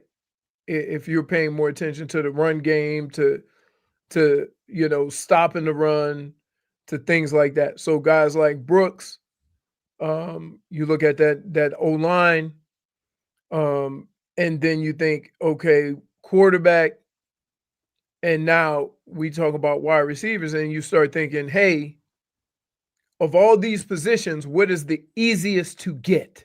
Right. Wide receiver. And they also feel like we can get assets for a wide receiver, knowing that of all the positions we just mentioned that we want to improve on, that the wide receiver is the easiest to find an athlete and find a guy who can do what he does, then. And they're not really development pieces, right? Like, like line play feels like they come in, they need time to cook. Rookie running backs and rookie wide receivers come in and ball out every year. Yep. So especially high level ones, maybe guys who are young, like later draft picks need development, but guys who are like the blue chip guys, You could plug and play those guys, and they're Correct. making impacts year in and year out. Correct. So if you can get a first rounder, and now you saying, okay, we got an additional first rounder, we can get another lineman or another linebacker or corner. If we can, then it becomes, and we can cut 30 million. Because think about this. It makes it easier to eat the 50 million, right? It makes it easier to eat the 50 million if you get rid of 60 million and replace that with 1 or 2 million. So that would be for what? When would we get Malachi Tony? That would be in what? 2 more years. 2 more years. And I don't know. And the thing is you have to have an offense for Malachi, right? You know what Malachi, or what offense Malachi would fit in? Who's? You know who? Mike McDaniel. I saw him yesterday. He was courtside at the Lakers game with Harbaugh. Stunt and Steve sent me that picture. Who, McDaniel? McDaniel and Harbaugh were courtside yesterday for LeBron's triple-double. Triple-double at 41 years old. That's crazy, right? Take a break. When we come back, we'll tickle Leroy's fancy next.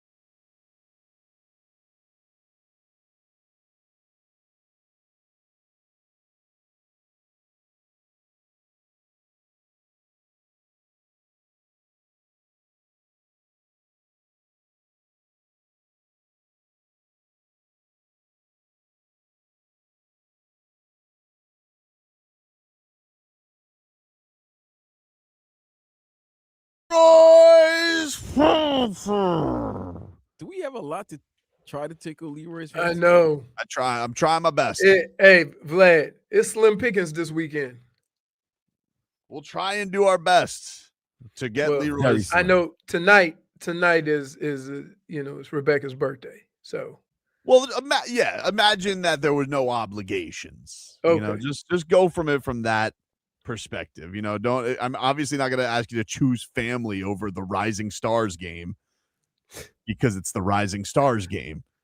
But of which I would not be watching. Anyway. Well, would that have tickled your fancy? The Rising Stars game. You know what? Here's why it would tickle my fancy. 9:00 on Peacock. My fancy is tickled. I would be interested in seeing Khalil in a different environment to see if he balls out. Because if he goes out there and balls out and dominates, we're not going to look at Khalil. We're going to look at Spo. So can we see Khalil be a peacock on Peacock and spread his feathers?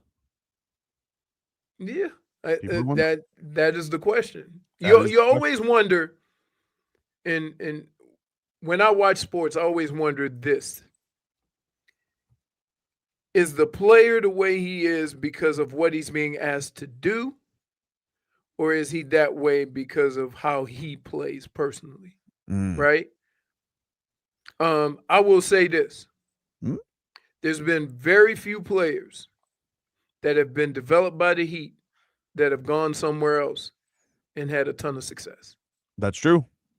So from that standpoint, it'll be interesting to see this young player and how he plays outside of that system to see. I don't know if they're going to have a system. I don't even know who coaches. But even that, what if you see him with 3 or 4 blocks? What if you see, you know what I mean? I would be very impressed for the Rising Stars game if there was 3 or 4 blocks. I feel like I don't know how many times. I didn't really watch Jaime in it last year, to be honest with you. No. We ain't what. Look. I'm gonna just tell you this. I ain't watching it. I said I was intrigued. What about tomorrow morning in the wee hours, Leroy, 6:10 a.m., Sweden takes on Slovakia in hockey. Take your fancy? Gustav Forsling? No. Why not, Leroy? While you're getting dressed to go golfing? Yeah, dude. I could watch probably 20 minutes. You see? No. But here's why. When I watch hockey in the Olympics, I only watch the USA. So I ain't gonna even fake the funk. You know what I'm saying? I ain't gonna sit here and act like, I'm watching all of the Panthers play. When they see USA playing, I watch. Simple as that. Fair enough. Well, I guess that takes away my next one. 10:40 a.m. Finland takes on Italy. No.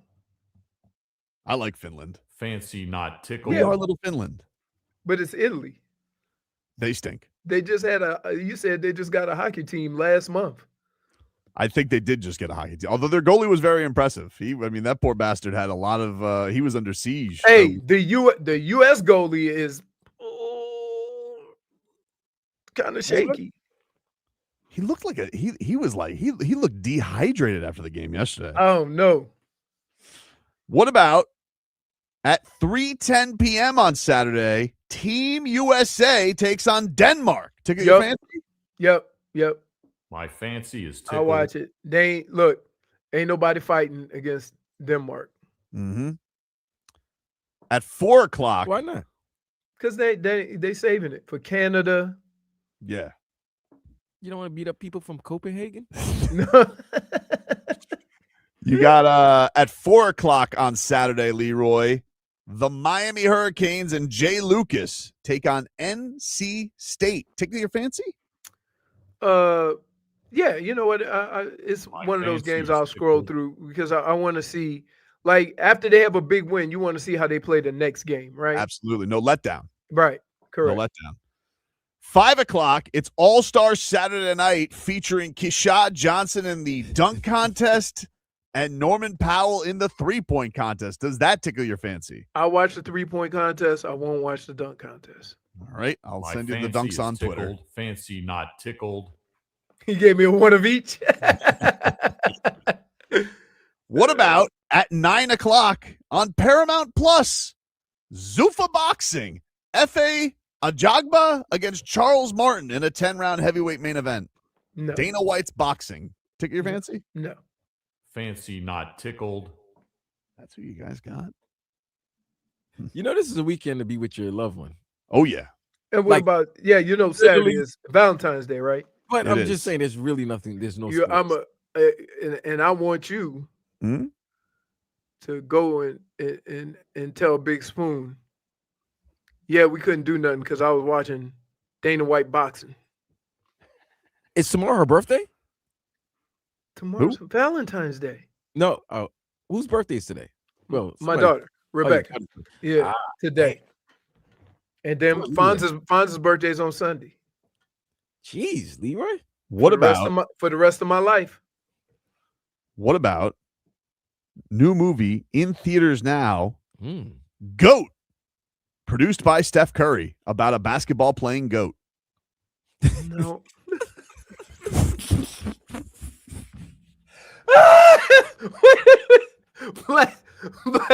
Vlad, can I? You know what's crazy?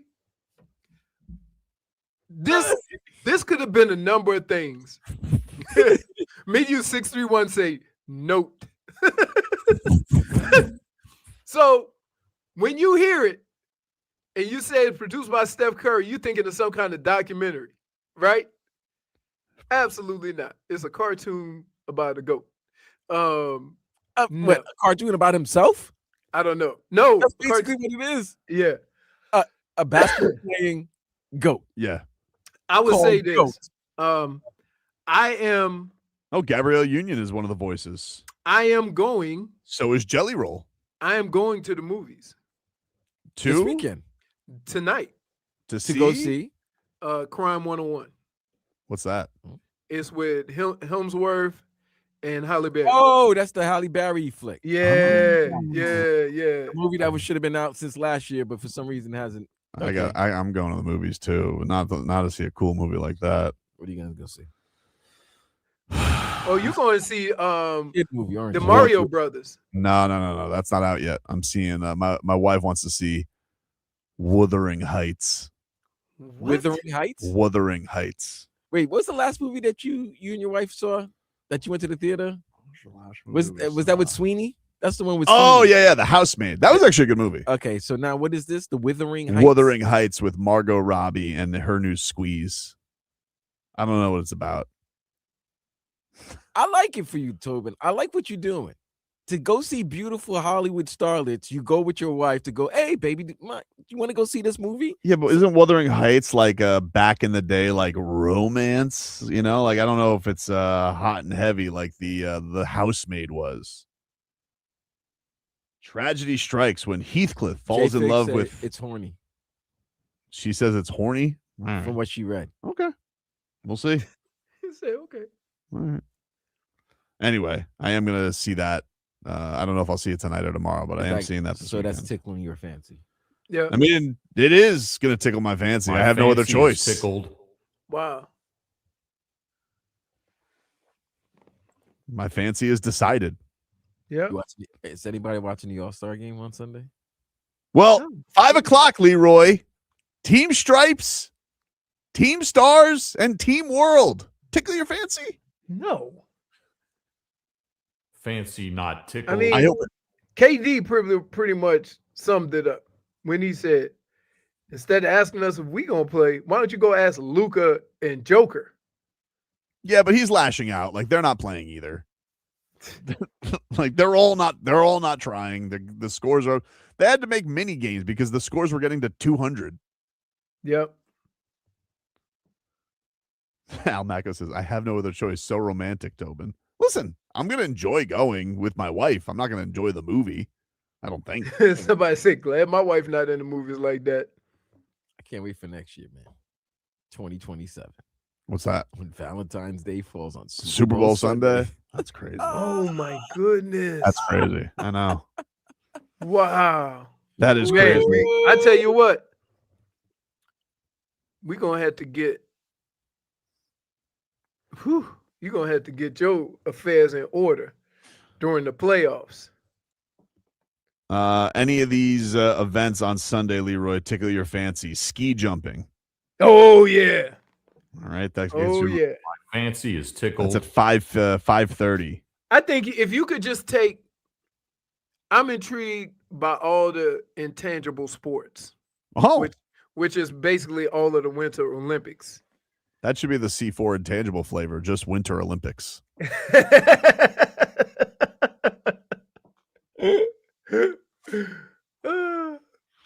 What about alpine skiing? Alpine is with the one. Women's giant slalom run. Oh, the final. Oh, wait. What the hell is mixed team snowboard cross quarterfinals? There's team snowboarding? Can they do mixed luge? I don't know. No, they don't do mixed luge. That's damn near. I said can they? No. Why not? What? It's too horny. Really? Mixed luge? Mm-hmm. Why not? Come on. No. Finally, at 3:10 on Sunday, Team USA takes on Germany. Yeah, I'll kick the tires on that. All righty. There you go. That is Tickle My Fancy. Is tickled. Hey, I'm going to tell you this. Mark the tape. February 13th, 2026. Tickle My Fancy was a struggle. We had to pull out some stops. Oh, well, you might as well. C4, new flavor, and tangerines. That's great. That was good. That's a point, man. You got it. Oof. We'll take a break. Back after this.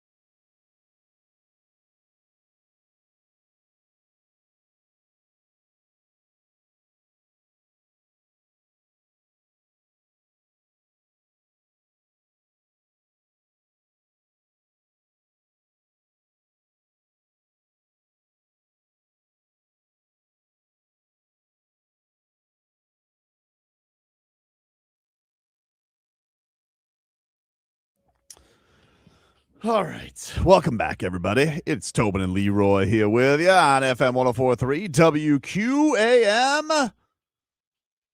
Happy to be with you here on a Friday. Get to your headlines. Brought to you by Doral Hyundai, home of the Pricito, your lowest price. Check them out at Doral Hyundai or DoralHyundai.com. Victor says, Wuthering Heights is an all-time classic. You Neanderthals. I apologize. Well, first of all, somebody reads. I mean, some people are readers. You reading novels? Some people are readers, Vlad. You know. I don't know if I want them. You don't trust the books. Nah. Not well. When's the last time you've been to a library? I've seen a library. Inside of a library, probably. I don't know. Been a while. Like 36 years, maybe. Wow, 30, that 30? long, huh? Yeah, bro. Yeah, when you have kids, you go to the library a little bit. My daughter does. She does a lot of studying at the library. She does some tutoring at the library. Dewey Decimal System, not as hard these days. You can just type it in, and you can look in your section. You don't have to go to the note cards or anything like that. Not like the old school days, you know. The index cards. Yep, the index cards. Keeping it going. I dealt with index cards. You did? Oh yeah. Okay. They didn't have computers back when I was in libraries. They didn't have computers. They didn't even have paper. Weren't you using like the walls and everything? Did Hieroglyphics? Did they have the newspaper with the big stick? Yeah. Yeah. They're like, you say you don't need to buy paper, go to the library. They have one every day. You can read it. Dr. Toboggan says Dewey Decimal was baffling. Bad system. What is that? I wonder what he was known for. Dewey Decimal, was he was that a guy? Was he just Dewey? I don't know. Was it with how did they come up with that? I don't know how they came up with it. Who was the Dewey? Was it John Dewey? The Dewey Decimal classification was created by American librarian Melville Dewey in Melville. Melville. Melville. Tangibles. How do you have a name of a city that's probably named after you? Melville is his real name? Yes.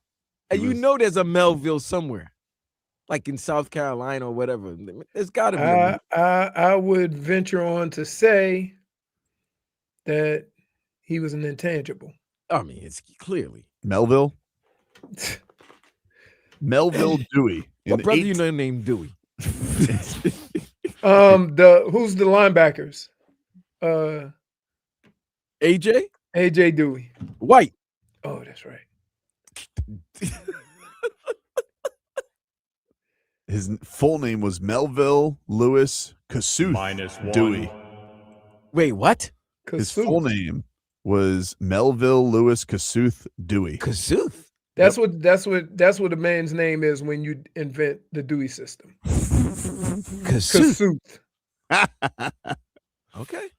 He pioneered American librarianship. So, like, this guy was he the first one to just organize stuff, and we just know him forever, huh? Yep. Pretty good. I wonder how he perished. I mean, it was. Ooh, he's got a big controversy section. Uh-oh. What happened? Somebody forgot to deliver his book in time? No, actually, he's got it just goes controversies. Hold on. Oh, wow. He's got a lot of stuff on him. Maybe we should cancel the Dewey Decimal System. Dewey established a pattern of making powerful enemies in life. Many of his friends found him difficult as well. As one biographer put it, although he did not lack friends, they were becoming a little weary coming to his defense and the endless process it had become. He's got a sexual harassment paragraphs going on. Another biography refers to Dewey's old nemesis as a persistent inability to control himself around women. Dewey refused to stop unwelcome hugging, unwelcome touching, and certainly unwelcome kissing of his female subordinates. Wow. My man was just, what are we doing? Too horny. Yeah. Jeez Louise. He had multiple sexual harassment lawsuits. Good God. I didn't think I was going to go down this rabbit hole.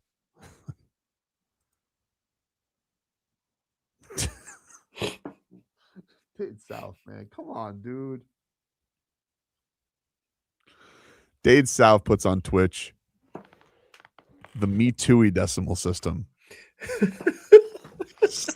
I can't. We can't with you.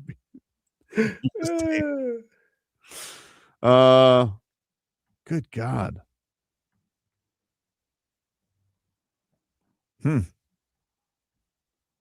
Also had accusations of anti-Semitism and racism. Wow, he touched them all. Good God. Well, all right. I'm not calling it that anymore. See you, Dewey. I mean, that came to a screeching halt. Yep. I apologize. -1 for making it weird. Dr. Tobaga says, see what happened when sports ends? Yep. Welcome to mid-February sports talk. El Maco says he had the piece of bleep hat trick.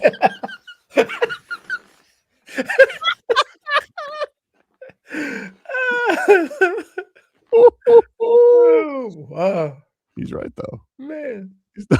He's not wrong. Something about history, boy. It makes you have a whole different idea of what really happened. That whole organization thing. It's like, oh yeah, that's really convenient when you go to the library. Yeah, but the guy who just made it, he was a real piece of bleep. What was wrong with him? Everything. Just everything. Anyway, the Dolphins, they are expected to hire Mississippi State associate head coach Bush Hamden as their quarterbacks coach. So welcome aboard. All right. Make Quinn Ewers awesome. Here's the thing. As they start putting the pieces together, are you looking at this like me in that I almost don't care who they have as coaches or coordinators or whatever. The most important thing as of right now is to figure out how you're going to construct the roster, who you're going to get rid of, and who you're going to keep, right? I look at it like this. You got a first-time head coach. What kind of coordinators did you think you were going to get? You know, like he's got to establish that, and people got to be like, you're going to want to attract people. He's going to do the same thing that and with the Jets did, bring all of his boys. Mm-hmm. And you know, and hopefully it works with Aaron Glenn, right? Brought his boys, and he realized, y'all ain't ready for this.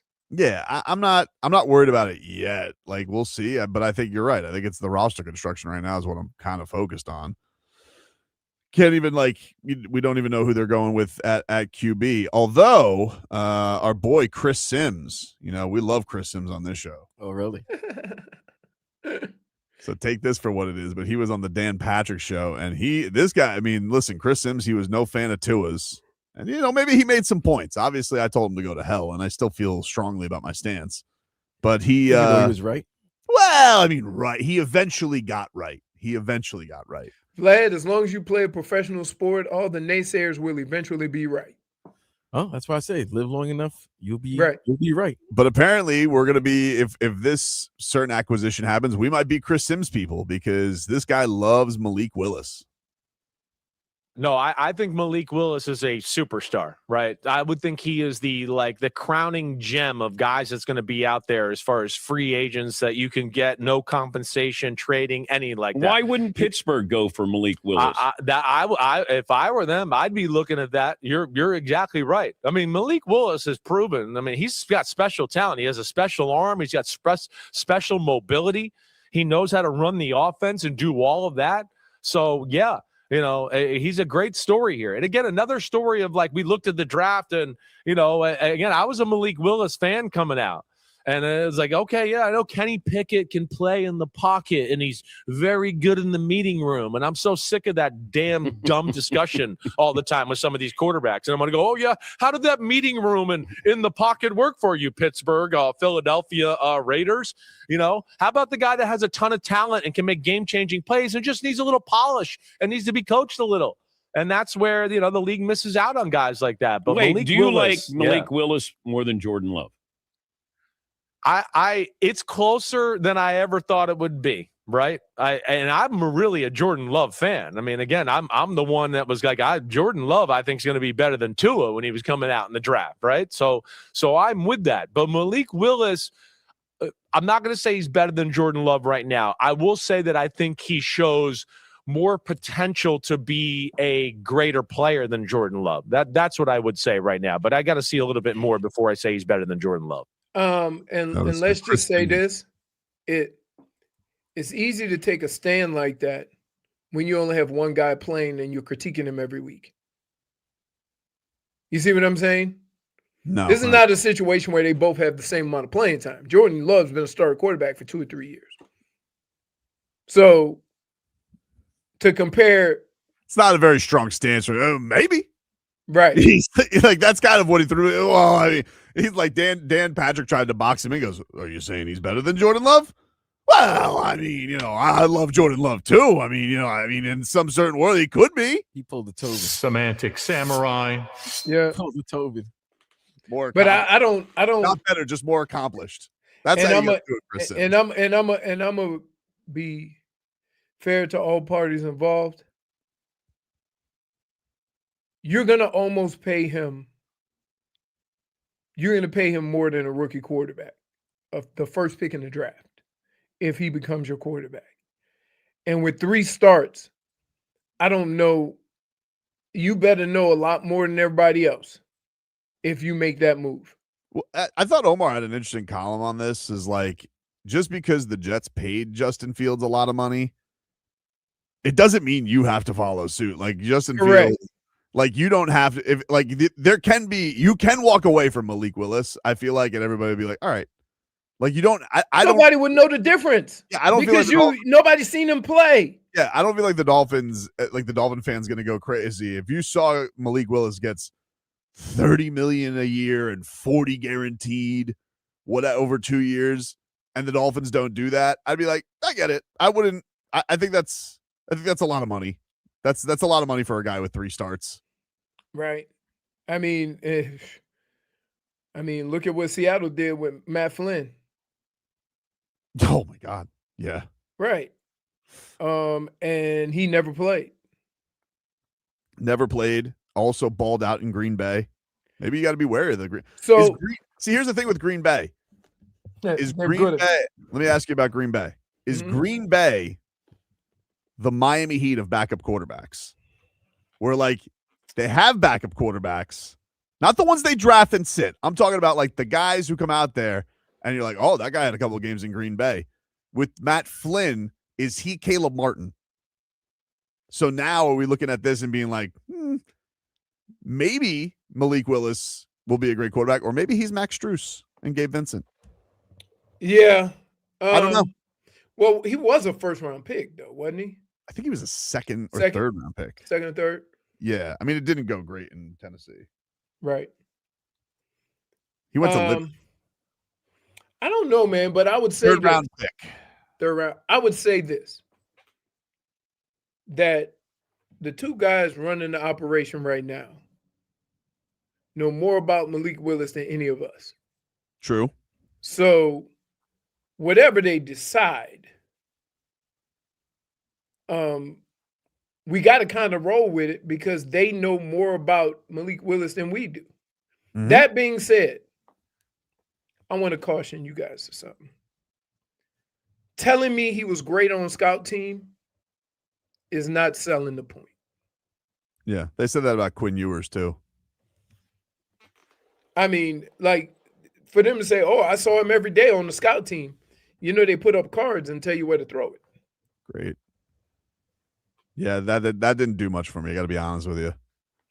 So, I'm not gonna say I'm for it or against it, I would say this. There are no two people that have a better grasp of what Malik Willis could be other than the two guys that we now have run the organization. Yeah, 100%. We can agree on that. We can agree on that. Right. Agree on that. K-Space says, didn't Aaron Rodgers back up Favre? Yeah, I said I'm not counting first round picks that got to sit for 3 years. I'm not counting him. I'm not counting Jordan Love. Right. We're not counting the guy that they drafted to be the next quarterback. Right. So they did that with Aaron Rodgers. They did it with Love. We're not counting those guys. Yeah, they did it with Favre, right? Like they plucked Favre, but they traded for Favre. Right. But they're always going to bring in quarterbacks every year. Right. That's exactly right. You don't you don't hear about all the quarterbacks that the Packers bring in. Go look at how many quarterbacks they bring in. A lot of quarterbacks every year. That's the year. Ron Wolf's philosophy is bringing a quarterback every year, even if you have a franchise quarterback. There's nothing wrong with seeing the development and attributes of another quarterback. But this is what's going to be interesting. Like in a time where 8 teams probably are going to be looking for a quarterback, right? You're always going to have 10, 12 teams looking for a quarterback. Yeah. But like just, from the starting market, like what's going to be out there is going to be Malik Willis. Like, am I boxed in like a little bit of a closed mind of like, is the Malik Willis buzz as big anywhere else than it is here? Because I feel like that, that might be a blessing in disguise, because they saw him on a daily basis, where everybody else in the league is going, I don't want to pay 30 million for a guy who's only played, who's only started 3 times. Mm-hmm. You see what I mean? So it might just be that they have had more access to him, so they have a higher grade of him than anybody else who only has those 3 games that he started and what he did in Tennessee. K-Space also said Chad Henne did win a Super Bowl. I guess you got me, buddy. He did. He did. He's a multiple-time champion. We'll take a break. We're back after this.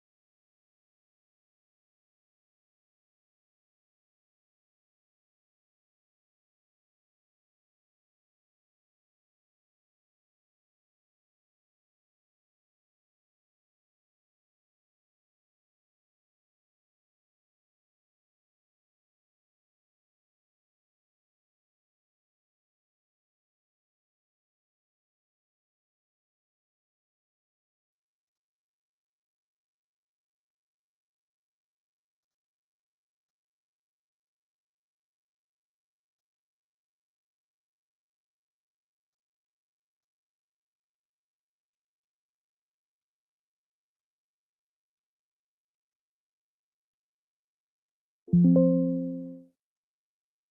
right, welcome back, everybody. It is Tobin and Leroy here with you. FM 104.3 WQAM. Take you guys up until 2 here on the program. Having fun with you here on a Friday. About to go into this Valentine's Day week.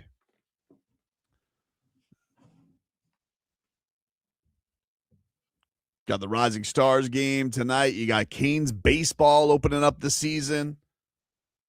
They start. I saw the Mark-Light shakes are getting going. They got their whole menu. I gotta get down there, man. I've never had a Mark-Light shake. You've never had a Mark-Light shake? Me Never. neither. Got to. God, I love milkshakes, dude. Delicious. We can tell. Thank you. Jesus. Spinning back fist via Schmeeth and Schmolnick right there. At least if it's somebody that you know, at least it's better than these guys from Is it? I mean, these guys come from left field, man. Oh, man. Gate South, Schmeeth, and all of them, man. It's like the Royal Rumble of fat shaming.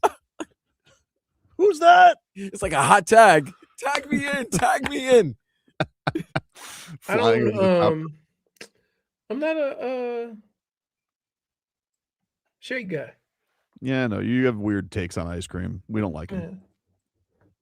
I don't know why. I'm not lactose intolerant or anything. Just you're just strange. You're a strange bird, dude. At least J Fig won't kill you. Oh man, she's not like yesterday. We were playing with the Papa shot over there. Oh my God, she told me that. She took a shot, and I said, "Hey, look, it's Larry Bird Killer." She did not like that. Oh, she did not like that at all. Point for Tobin. Something tells me she's tired of the bird murdering jokes after all these years. I mean, so it has been a very long time. It has been a long time, but also, has Washington got justice? I don't know. Yep. You need to go to court to get the files released. I mean, it's definitely it's definitely played out, but a lot of things it's played out. We still run with it. Yeah, she's saying it's played out and untrue. He got away from his owner. To heaven. Was that permanently? It was a heavenly disappearance. Yep. He's up there with his little halo. Do bird angels get wings? Do they get extra wings, J-Fig? You would think so, right? I would think so. Golden wings, maybe, since they, they're pretty much in the Bird Hall of Fame now. Yeah. There's nowhere higher to go. I mean, don't have to go anywhere for winter. They're already in the skies. I'm just saying. Right. All I wanted was peace. And a cracker. She would just play this angry death metal. I tell you what, quiet. People think birds eat a lot of crap. I remember about my bird in Cleveland. He liked cheeseburgers. You fed your parrot cheeseburgers? Yeah, Happy Meal. I don't think you were supposed to do that, dude. He's still alive. Wait a minute. He's still living. Did you just say it was a Happy Meal? Yeah. He got one of the little cheeseburgers. I can tell you where my last meal was. In Grimace. That's crazy. You know what he used to do? He used to stand on his cage with his little hamburger, drop it on the ground, and the dogs would come and eat it, and then he'd slide down and bite him on the ass. Birds are mean. Yeah, they only like one person. They only like the one person. They only let one person feed them. Everybody else got to drop it and go. Dade South says Washington got a knuckle sandwich. She says it's played out, and I just don't think it is. The bird murdering jokes will always be funny to me.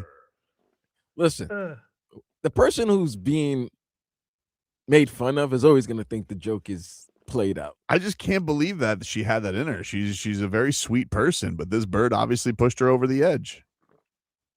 Don't know why, don't know how, but something nefarious happened there because her details are all over the place. And by the way, cold-blooded bird bites hurt. Oh, yeah. Those beaks are strong. Oh, yeah. kill an innocent sparrow. But not as strong as her bare hands. We'll take a break. Mixed Bag is next.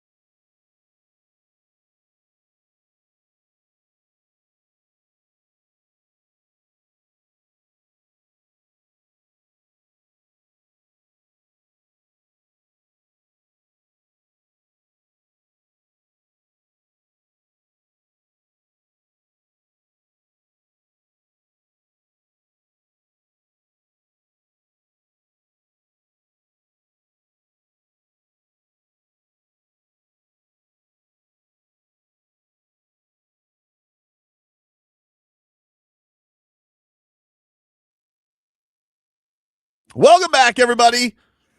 Tobin and Leroy here with you on FM 104.3 WQAM. Take you guys up until 2 here on the program.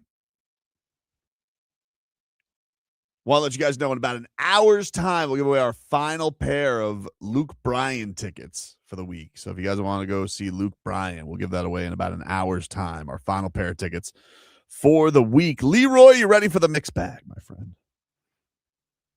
All right. I don't know what we mixing because there ain't a whole bunch going on, but let's mix it on. We will try. I guarantee you LeBron's got to be one of these. LeBron is one of these. Well, JJ Redick on LeBron. This was the Lakers head coach on LeBron having a triple-double. I don't take for granted how good he is. I recognize that on a daily basis. I think goes back to what I've said on numerous occasions. The more remarkable thing is how much he cares in his 23rd year with all his accomplishments. So it's not the next, he's going to get another oldest player to do X, Y, or Z. He's going to get another one of that. He's going to further cement his scoring record. Like he's going to do all those things. It's really just the day-to-day professionalism and care factor that he exhibits that is the most remarkable thing. He's, like I said the other day, he's got a 23-year prime basically. And there's different versions of him, but that's what's remarkable. Man, this JJ Redick's got a triple-double and loving the sound of his own voice. Yo, let him be. Come on, Tobin. Let him be, Tobin. He can't. Let him be. What? Let him be. Everything's got to wax poetic on everything because he misses his podcasting. What do you go up there and you say this press conference is brought to you by Blue Chew? Oh, really? And now let's get to my soliloquy on LeBron. What is he supposed to say? Hey, LeBron, he's awesome. That's it. Move on. Next question. Yeah, it's unbelievable. And then wait. Let me sit here. If he would have said that, then Tobin would have came here today and said, "It's kind of frosty in LA." It is frosty in LA, but we know it's frosty in LA. That we know. So if it's frosty in LA, what does that mean? I don't know. You I'm think saying if that JJ Redick would have said he's awesome. No, Leroy, I know, no. Because you remember yesterday he was trying to imply or trying to maybe he wants to end his career. I don't know. Back east, somewhere, a place he knows. He might. But I'll tell you what. A place he's won championships in. I tell you, well, the most championships he's won anywhere. You see how you see? I think what's interesting is here's what I'd say. Why my theory. I'm going to take this for the long view on this. You guys asked for it, so I'll give it to you. But JJ Redick, I think in some ways feels guilty because LeBron put him in that position. You remember he was podcast boy. All he was doing was podcasting. And then LeBron's like, you should be my coach. He goes, me? Little old JJ Redick, podcast boy? He goes, you could do it. I'll let you be the coach. He goes, wow. Thank you, LeBron. And then all of a sudden, the Luka trade happens. And all of a sudden, snakes in the grass are like, it's Luka's team. Luka this and Luka that. And Austin Reeves this and Austin Reeves that. And then the three intangibles are like this little vision of the team. All while LeBron's on the outskis and they're kicking him out the curb. So now JJ Redick feels a certain way. He feels a little guilty. It's weighing on his soul that the man who got him his job in the first place is getting replaced by Luka Doncic. I tell you what, you ought to write movies because this is amazing. How you can all the stuff that you've pulled out of the simplest of stories. I'm just saying. You always are just saying. Like that's crazy. Why? Look, that whole situation is only playing out the way it is because Luka's there. And I'm going to tell you the difference between LeBron and Luka. If LeBron don't feel that Luka's putting the effort in, that becomes a rip. Now, you think of it this way. LeBron on his way out and you want Luka there for a long period of time. So, even though LeBron may be right or somebody might be right to suggest that, LeBron's days are numbered. Al Macco says Tobin is the little finger of sports talk. Couldn't agree more. Don't agree with that at all. I could not agree more. You are. You pull up issues and situations that are no issues all the time. There's some issues. There's not no issues. There's not. It's two players in two different places. Hi, J-Fig. Oh, hello, murderer. See, I didn't want to interrupt your story. no. They didn't even want to acknowledge you, Jay Fixer. It's all good. It's okay. Scooby's JJ on. Redick is more important, and Scooby keeps working. So, you guys familiar with Udonis Haslem? Yes. UD? The Udonis OG captain. UD40? He was broadcasting yesterday. He was on Amazon Prime, and they were asking his thoughts on the Jazz and just NBA tanking in general. Clearly a lot to unpack here, but UD, I'm going to start with you. As we look at the NBA as a whole, what do you think about the idea of tanking, how it is seen around the league, and what we can do? I don't agree with it. I just feel like there's a karma to the game, and I just feel like at some point it catches up with you. Yeah, you might get that draft pick you want, but you're probably not going to win that year for whatever reason. I just believe the karma of the game catches up with you at some point. So if you step out there and you're not pure about your intentions of going out there and win and playing the game at the highest level and, giving your teammates your best specific effort that particular night, I just believe that catches up with you eventually. So I don't believe in taking the easy way out. I believe in playing your minutes hard, playing your season hard, letting the chips fall where they may, and figuring out from there. That's just me. Every time I would say this. If you want to know what tanking for picks looks like, look no further than Philadelphia, who tried to do that and talk about trusting the process and all this and all that. Name one nothing. So you said one of the problems I have with tanking is this. Everybody talks about culture and how you want to do things as an organization, right? And tanking pretty much accepts losing. And if you want to turn that around, the first thing you got to do is get that out of your culture. But you've already told all the guys that you have that it's okay to give a half-ass effort. It's okay to lose. So how do you turn that around? It takes longer to turn that around than if you were to just try winning in the first place. Yeah, I mean, you can't ever the Spurs, be a fan of losing. The Spurs have done it multiple times. It's worked out pretty good for them. But even when they've done it, right? They've never lost the idea of who they were. You see what I mean? They still play basketball a certain way. Doesn't feel like there's a karma to the game. It kind of feels like there's no karma. I mean, if there was the Luka trade says there's no karma. Yeah, there doesn't feel like there's karma. It feels like evil prevails. That's what it feels keep in like. mind, Udonis has come from a franchise. Have they ever had the number one pick? Never. Besides, never. But he Right. never had the number one pick. He's also part of the franchise that's allowed teams who are purposefully tanking losing to win. Like they're trying to lose, and you can't beat them. That's sad. Oh, I'm sure UD punched a wall. That's sad. If it happened once, that's embarrassing. Mm-hmm. I mean, twice. And then have a player say it. We just lost to a team that was trying to lose. I mean, they were. It was pretty obvious what they were doing. And then they were like, oh, no. There was medical restrictions. Yeah, great. Wish you would have told me that night so I wasn't so embarrassed. At least I knew there was medical restrictions. If there were medical restrictions, why wouldn't you just save those minutes for the fourth quarter?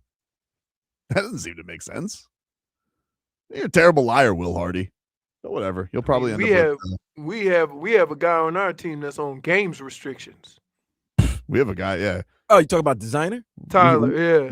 We should start calling him Leap Year. Tyler the designer. That's his new name. Dude shows up. It's like, where is he? Every 4 years. He's modeling.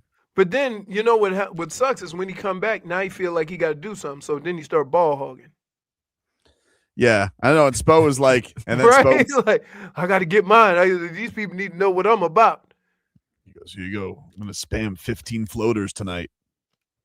Great. The Miami Heat did not tank for Khalil Ware. He was speaking to Sirius XM. No, they tanking Khalil Ware. There's a difference. Well, he's had a good 3. He's had a good 2 out of 3 games. But you said they didn't tank for Khalil, but they tanking Khalil. This was what he had to say. Remember when Eric Spoelstra was a little upset because he was like, Khalil wasn't playing well, and he goes, well, maybe he's playing that because he's not getting the minutes he thinks he should get, and he's sabotaging. It was very weird, but I supposed to say that. Right. And then D Wade and UD were like, I don't know what the hell he's talking about. That's kind of crazy. But anyways, they asked him about that on an interview with SiriusXM, and here's what Kalel had to say. Consciously that you weren't trying to play as well as you could possibly play. What did you think of those comments at the time, and have you addressed those with Eric, and what did he have to say about it afterwards? We never really spoke, I guess, about it directly, but we both knew it was more of a miscommunication type of thing. But I've never got on the court and tried to play bad to. I mean, that would just make myself look bad. I would just say it was just more trying to get used to playing, in a different role. But so, yeah, just getting used to playing. So what do you need to do in order to, I guess, get more minutes and become an even bigger part of the team? I mean, just try to go out there and impact the game, the best way that I can on the defensive end, on the offensive end, just to, try to leave out the game with a plus. All right, there you go, Kalel Ware. Very mature kid. Man, I would say this. It just seems like at any point in time, somebody go ask him a question, he go snap. I'm very impressed with his ability to. He was playing. He's been very his demeanor is that. And he got to LA quick. Yeah. Huh? I'm saying he got to LA quick. Because this is one thing I hate about these All-Star games, Leroy, is those type of questions. Even though the guy's doing his job, but it was just like he answered the question. He's like, well, what do you think you need to do? And it's like, all right, I know you're trying to ask a question about what's going on with me and my head coach. I answered it, but you want more, and I'm not trying to give you any more. But then you get more, then they start prying more, and then you get upset. And then we're asking the question differently. Right. And I just answered it. I'm not stupid. You're just changing the words, but it's the same question.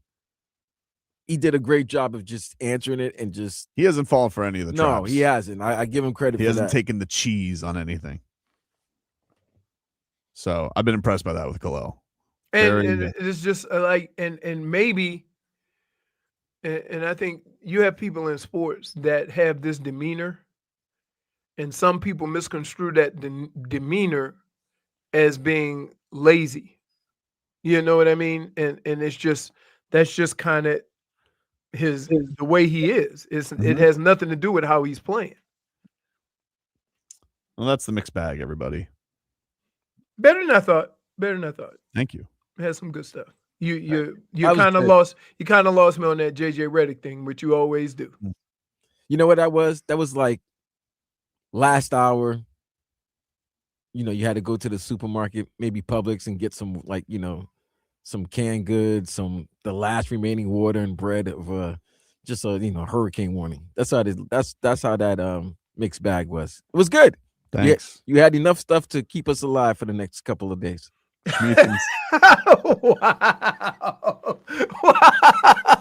Now we're in Great description. I feel like Tobin came in with the mixed bag with the 2 pads. Clear. No, because dude, it was scarce, man. That's why I said it had to be. Remember the first day, it's like it has to be LeBron. It's got to be some LeBron. He was like, yeah, JJ Redick. I'm like, that's what do you think we're talking about? Stick with the hits. Have you seen what they've been talking about on sports television today? No. Nothing. It's just been LeBron and then random NFL thoughts. I'm watching this guy who looks like Blades of Glory right now. And there's no good Olympic sports going on right now. Is this guy who's got the crazy hair, the figure skater, is he really good? Because I see him everywhere marketed for this. Is he gonna win all the gold medals? Was he like the Sugar Shane of figure skating? I just see him. I see him everywhere. I saw him do just a straight up backflip on the ice. Oh yeah, I saw that. I don't know who he is, but I see him marketed everywhere. They're doing a routine on his hang time right now. See, this picture's not good. They're showing a picture of luging. On the 2-man luge on Rich Eisen on ESPN. Yeah, I am out. No, dude. Do you know what? If I ever had to do luge, we would never get out the starting block. You know why? Why's that? We'd be fighting who's going to be on top and who's going to be on the bottom. Who do you think, like, the more experienced one is on the bottom or the top? I think the top is the driver. The bottom is just there for the ride. Hey, time out. What if you have to fart? You've been very you've literally have asked not this question stopped with this every three day. days in a row. Seriously. No, because I'm looking at it right now. Dude, can I just tell you something? You know how you listen, when your baby lets go on you, you're not too happy about that, are you? But that's a baby. You can be like, oh, it's a baby. Right. A grown human? But check this out. Mm-mm. You know, let me ask you a question. Yeah. How many times in the huddle of your illustrious NFL career has someone let it rip and you guys noticed it in the huddle? Can you count it on one hand? No. It was multiple times? Yeah, and it's usually an offensive lineman, and they laughing. Of course. Schmeathan says on here, he says, maybe Tobin should follow Khalil. Such a bastard, Schmeathan. Maybe Tobin should follow Khalil's lead and stop taking the cheese. Get it? Because he's chunky. If you have to I'm explain, glad he clarified that. Yeah. Thanks, Schmeathan. We'll take a break. The final hour of the men's singles free skate is coming up. So is that just do whatever you want? Yeah, that's the jumping and. Wow. All right. Right. They look at how high you get. How high? I think the tricks you do. Okay. Check that out. Can I gamble on that? I think you can gamble on anything. You can gamble on anything. All right. Now I'm in. We'll take a break. We'll take a break here. Final hour coming on up. Got those Luke Bryan tickets we're going to give away. Oh, a little bit of breaking news. Uh-oh. Sham Charania. What, he pulled a hamstring? He's out of the celebrity all-star game today? He did not. I think he's good to go. He's on Team Giannis, isn't he? Is he on Team Giannis? I think he is. I think he is. Because Doc Rivers came out and he goes, he says he thinks he's going to get traded.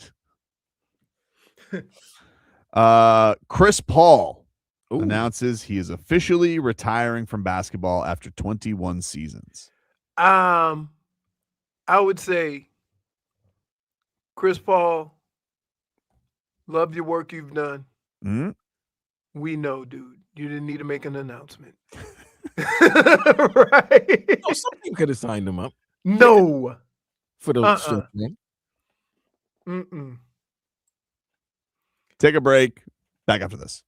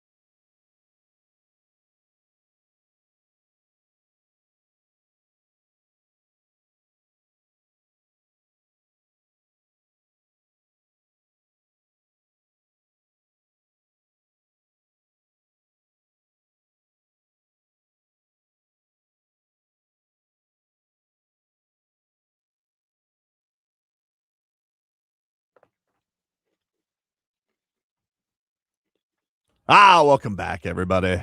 Tobin and Leroy here with you on FM 104.3 WQAM. We'll play a little "You're Dead to Me" coming up here. Got Luke Bryan tickets to give away this hour as well.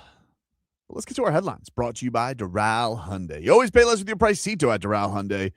Visit them at Doral Hyundai or DoralHyundai.com. All right, I have odds on the Hard Rock app, Leroy, for All-Star Saturday night. 3-point contest. You have the favorite is I have Con Knipples, Greg. Could you milk me? He's plus 300. Damian Lillard, who has won this before, plus 450. Jamal Murray plus 575. Tyrese Maxey plus 650.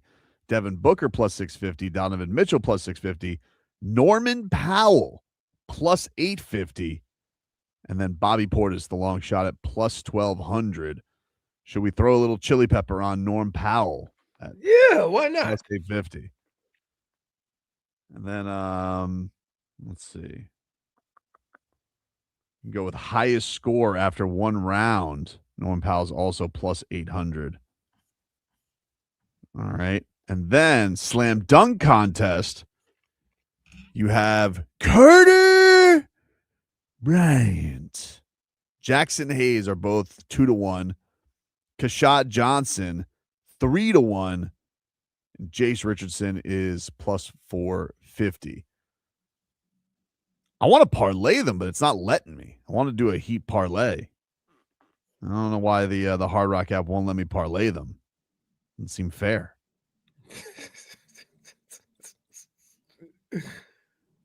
Juice it up a little bit. You know what I'm saying, dude? I got you. You know, but it won't let me do it. I'm trying to figure this thing out. You want to bet on the futures game tonight? Team No. Okay. Absolutely not. Absolutely not. Too much. So you got that coming up. The Rising Stars game is tonight. That's at 9:00 to watch Kalel Ware on Peacock. Keshad Johnson. You think they should have some judges if it's on Peacock, J-Fig, for the slam dunk contest? You think anybody from Love Island can judge it? Maybe you get Chris. Oh, all right. Fair enough. Oh, Chris, I mean, maybe that would be interesting. I feel like they would use him for that kind of stuff. So, Feels like it's good promotion. Or maybe just anybody from Vanderpump. yeah. Actually, I thought it was kind of funny how Taylor Frankie Paul is going to be on the basketball team for like the Well, celebrities. she's promoting The Bachelorette. Yeah, I think so. Or is she are you the Bachelor or the Bachelorette? What is she on? Is she one of the Bachelorettes for The Bachelor, or is she the Bachelorette? She's the Bachelorette. Got it. Fair enough. Well, hopefully, I hope she finds love.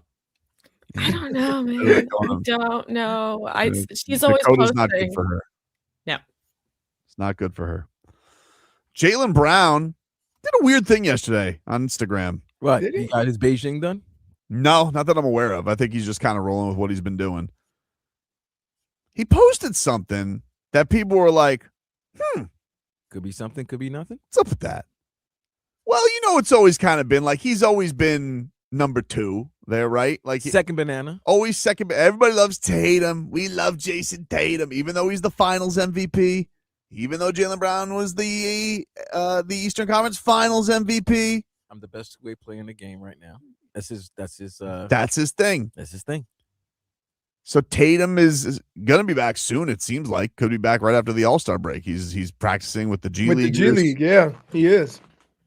But then Jaylen Brown did this. What did he do? And he posted on Instagram a comparison last year to this year. And, he's putting at the All-Star break in 24-25, at the All-Star break 25-26. He's got the records. He's got the seeds. Seeds are the same. Record pretty close. Offensive rating better this year. Defensive rating kind of the same. Net rating still third. People are wondering. I know why he's doing that. What's up with that? It's easy. You know what's up with that, Tobin. Yeah, he's the people. Just wondering. Luis Cuban USA just pointed it. Mm-hmm. He's perfect time to get the media to talk about you than the All-Star break and put out your campaign of being MVP this year? Yeah, I mean, I could. Shay's hurt, but shouldn't you? But shouldn't you be in a spot where it's like, hey, like, doesn't he see that kind of comes off at like as like a really? When have you know? Whoa, hold up. Go ahead, Lee. When in the Sam hell? Who the hell says that anymore? Have people been aware? The world is filled with people who are unaware. They just want to get their point across. Yeah, but like, they don't care how it looks. He doesn't think that comes across as like, I don't need Jason Tatum. You're asking him to be aware. I'm just saying I'm not saying like, look, he can be well within his rights to think he doesn't need Jason Tatum. Or maybe he's doing this. Our numbers are the same, and I don't have me backing me up. Who's the me in this group? When Jason Tatum was here, he had me. Mm-hmm. So now I'm Jason Tatum. Who's the me on this team?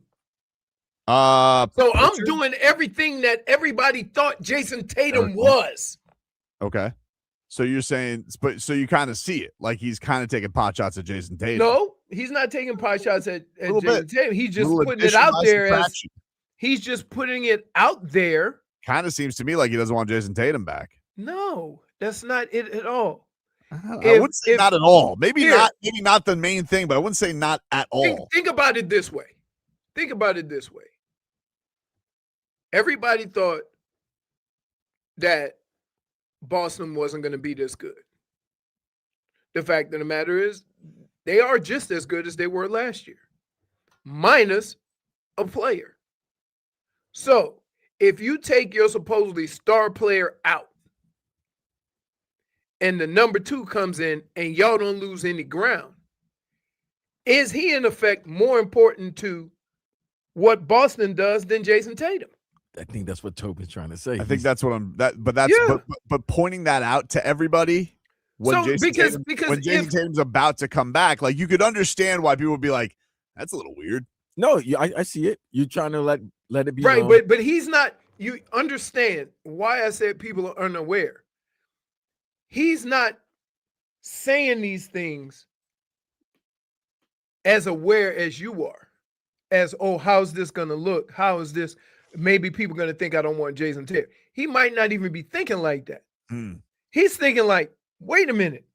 If Jason Tatum has been up for MVP every year, kind of, and I took his role without having me to back him up, then what does that say about the job I'm doing? He's done a very impressive job. He has an impressive job, but what's more impressive, Tatum the last 2 years, or what Jaylen Brown has done without Tatum? What's more impressive? Because we don't really talk about. I think he's always been kind of overlooked. Like he was overlooked. Okay, so he's got to put some stuff out there to say, hey, don't overlook me. Yeah, but it's also like you're doing this right. It's just the timing, right as Jason Tatum's coming back. You're asking him to be aware. I said we lack self-awareness at times when we want to make a point. It's a little, I don't know. Maybe he's saying, get Jason Tatum off my team. First of all, it ain't your team. I think it is his team. Isn't that if you put that out? Listen, aren't you saying essentially this is my team? Well, here's what happened. Here's what happened. Mommy and daddy's car broke down, so the neighbor gave you a ride to work. But as soon as mom and daddy's car is fixed, guess who's going to start taking you back to school? That's it. But the thing is like, how many things does he have to do better than Jason Tatum for him to be finally realize that he's better than Jason Tatum? You know what I mean? Like, I think this is kind of like that last Hail Mary, be like, look, Jason Tatum's going to come back here and he's going to ruin my stuff. And you guys thought that he was more important, and I won Finals MVP, and I won the conference Finals MVP. And now all of a sudden he's going to come back. Jason Tatum is the best. Everybody loves Jason Tatum. And you're going to forget about me. Let's think of it this way. Why don't you just make me Jason Tatum? Let's think of it this way. Wait, but no, let's be realistic about this. In the last couple of years, right? Even when Tatum was well, Mhm. who was more important to this team, Tatum and Jaylen Brown? Because I argued back then. Yeah, I argued back then it was Jaylen Brown. Yeah, I think overall, probably if you were just looking at like talent, smoothness, who's a prettier player, like Jason Tatum, but like it always felt like Jaylen Brown was having the bigger games. Correct. So we understand this. I, in fact, have mentioned it before. But for some reason, he can't get that stink off of the situation. So maybe he just doing it as a look, recognize. I'm sitting here having this kind of year. Our numbers have not wavered at all. And in some instances, they're better. And all the news is ooh, Jason Tatum's coming back soon. I can see it. I can see why it would, come out that way. The problem is if you only look at what you're trying to say and not necessarily what it looks like, then you could have a situation where people talk about it like you are. Could be the only thing that brings down the Celtics is divorce. But if they say at the end of next year or this year, they say, you know what? We got to decide between these two. Do we want Tatum or do we want Jaylen Brown? Who do you pick? Who do I think the Celtics are going to pick, or who would I pick? I think I'd pick the guy not off the torn Achilles. Right. There you go. So is he really that far out of line to say the things he said? The timing could be better, and it's not out of line. It's just odd. It's like, but it does feel like something it's always been like in the background of that team. Right. And you're wondering like, oh, but you guys, like, what do I have to do for you to love me? It almost seems like no matter what he does, he's always going to play second fiddle to Jason Tatum, right? And it's unfortunate, but there's nothing that I don't think he can do about that because, like, you can't be bigger than a cello. What? Well, it's bigger than a fiddle. Vlad. Thank you. -1. That what? Dude, For sure. what have you been watching that you come to work and think that the mongoose thing? I still haven't figured that one out. It'll get up to you. Okay. It'll get there. It'll get there. You. Take a break. Back after this.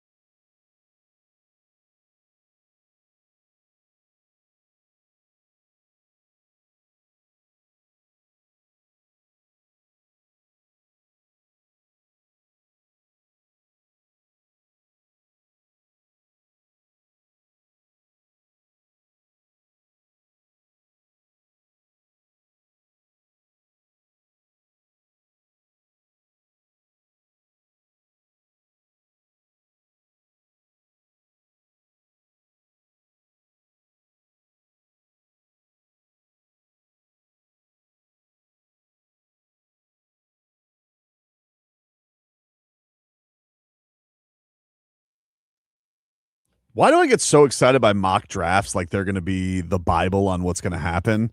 Because it got excited for no reason. Then Field Yates and his mock draft having Ruben Bain at 10, which is like, oh, he's almost at the Dolphins. But I do feel like the Ruben Bain drop is happening in these drafts, and I am so excited for it. Not because I don't want Ruben Bain to make a whole heap of money, but God, do I want the Dolphins to get him at 11. And so the fact that I have him in this spot, Leroy, you're muted. The fact that I have him in this spot where he was at 10, and I was like, oh, that's almost there. Who do they have before him? He had Arvell Reese from Ohio State. He's like number 2. Okay. They got Bailey from Texas Tech in front of him. Mm-hmm. And then the guy who got taken just in front of him was Jeremiah Love, the running back from Notre Dame. So, and then they had him at 10. And I was like, oh, they still have Maui. Maui Noah's going like 3rd. Everybody's got him going early. Yeah. But I'm just like, oh, man, maybe my fantasy is going to come true. Am I the only one who is weird that Mesidor has 2nd round pick? I think it's just an age thing. I've seen some people have that. I think Mel Kiper had that recently, but I've seen a lot of people say like he could be top 15. Right. But I we were talking about this during the break, and like we're wondering about like the measurements on Bain. If people do the stupid arms thing, especially, it's a different position, but people are like freaking out over Will Campbell because they freaked out about his arms last year. Didn't affect him. He still went very high, but maybe because of the bad Super Bowl, now they're going to be all. He had a torn ACL. Oh, understood. But people are stupid. So I was just like looking at this and being like, maybe that one. If we could just get one drop, not that Field Yates knows what he's doing. I mean, maybe he does. I don't know. The draft is weird in that sometimes the draft starts and you have a run on certain players and guys move way up. But when that happens, the other guys move down. You see what I mean? And so it's hard to explain. Yeah, based on position. I get it. You get on a crazy. You can get a run on random position, wide receivers. Mm-hmm. So that means that all the offensive linemen and all defensive linemen move down because everybody says, "Ooh, I better get one of these wide receivers." Something as crazy as that. Like your grade and where they think you're going to go matters, but not if there's a run on a different position. Let's see here. This from, what do you got here? Whose mock draft can you trust anyway? Robbie's. I talked to Robbie today. Who does Robbie like at 11? He won't tell me because he's like, I don't rush the draft process.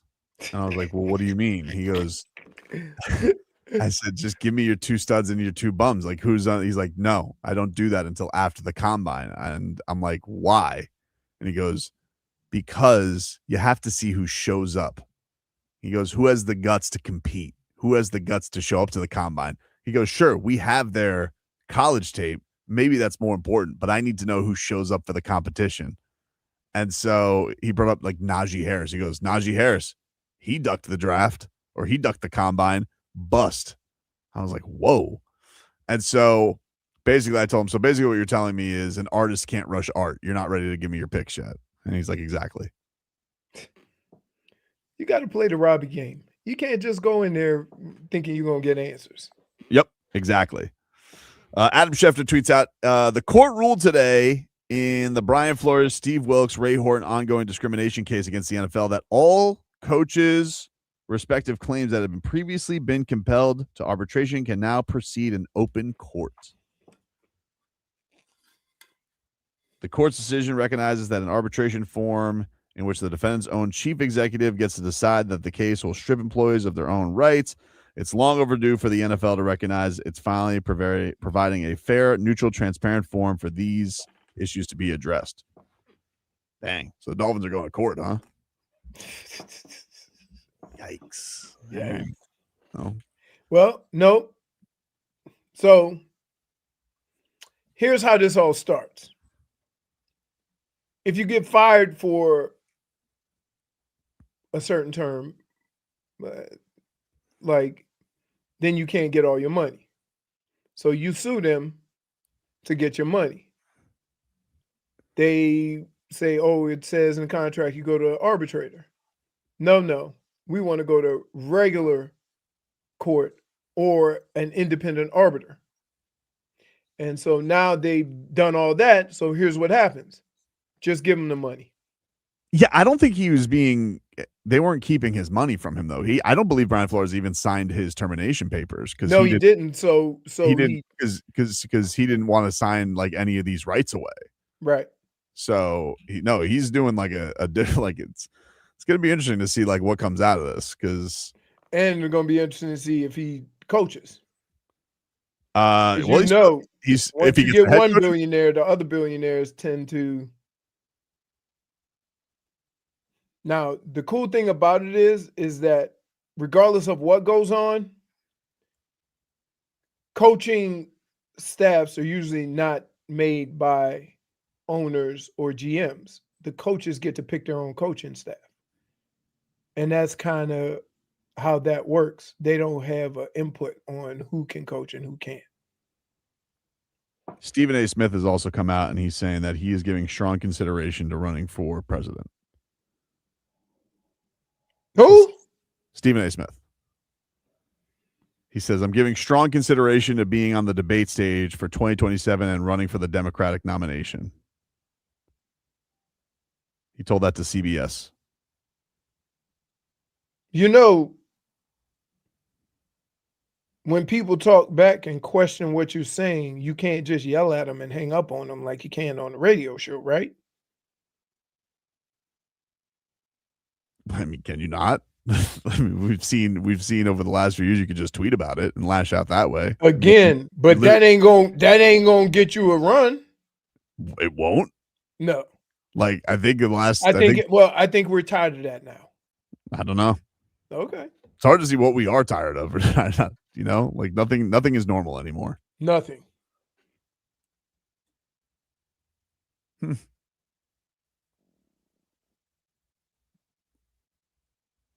Mr. Smith, you said back in 2016 to Kevin Durant that he didn't want to make an enemy out of you.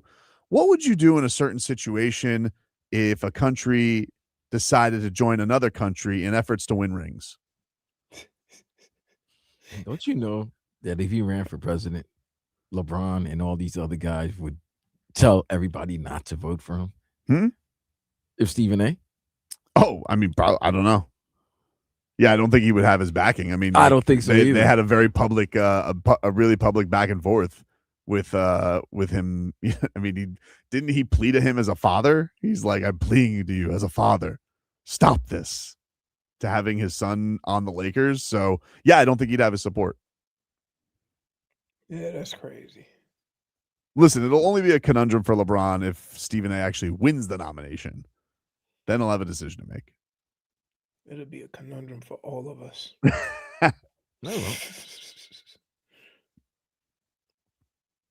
All of us.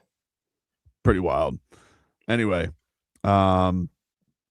also on much smaller topics, JJ Redick is more JJ Redick, huh? Not JJ Redick, I'm sorry, JJ Watt. Oh, okay. Oh, wow. It's not that He big. can't get him off the head. Can't get Redick off the mind, man. Come on, man. Nope. Well, it's just, you know, I'm very distracted by how much of a phony he is with LeBron, you know? It's tough. Anyway, JJ Watt has responded to the NFL shooting down report cards. And he says the NFL won't let actual players grade the workplace they attend every single day, but they'll allow a third-party grading service to display their rankings of a player on national television every Sunday night. Got a point. He's got a point. I mean, that's not a great point, but I get you. You're trying, JJ. Go tell that man's got hair now. You can't tell that man anything. Because he has hair? Oh yeah. Why? You know, when guys get a new flock of hair, they feel like they're indestructible. Did he Urlacher it? Like he had a he might have he had a bounce back? I thought he definitely- always had hair. I know he was buzz cut for a while. He's got a full flock. Are you saying this because of the whole thing that Tobin sent earlier of the Titans? What do you do? Or the Titans with the ball heads? Yes. That's a good point. Thank you, Jay. A lot of sunscreen. Gonna Oh be on those my heads. God! If you go to a Titans game next fall, and it's noon, and the sun is out, do not look at the Oh, Titans my sideline. goodness. Do not look We're at gonna their be wearing sideline. hats. You're going to be blind. Every one of their coaches. All is of gone. them. Oh my God, Mr. Clean. That's the look that they got right now, man. Robert Sala's starting a movement over there. Him and Dayball. That's why they hired him. Get the qualification. Gus Bradley. Dude, they got some baldies, man. I mean, they really could have. they Listen, do. the marketing department should get on it in Tennessee. I don't know what, If but Mr. like, Clean is not one of their sponsors, I don't understand what's going on in Tennessee. they really should. They, maybe get a Gillette sponsorship, to keep it clean up there. I don't know what they got to do. But it's a look. They got a squad going on over there. Listen, just focus on football, not hair. That's it. That's what they got going on in Tennessee. It won't Right get here, anywhere. we got strange hairlines. Over there, they got no hairlines. None. Bald cuts over here, super cuts.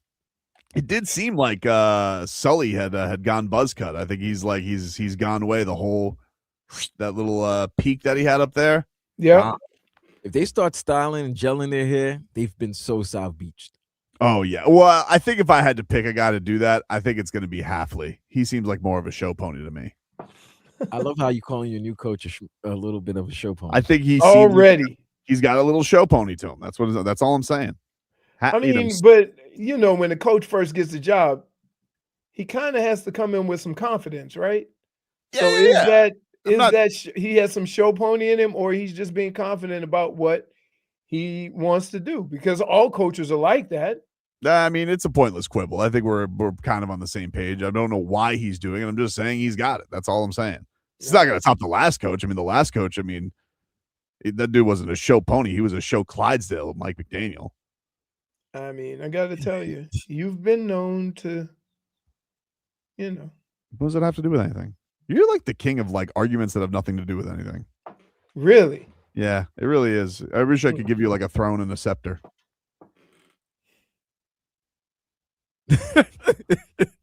All hell.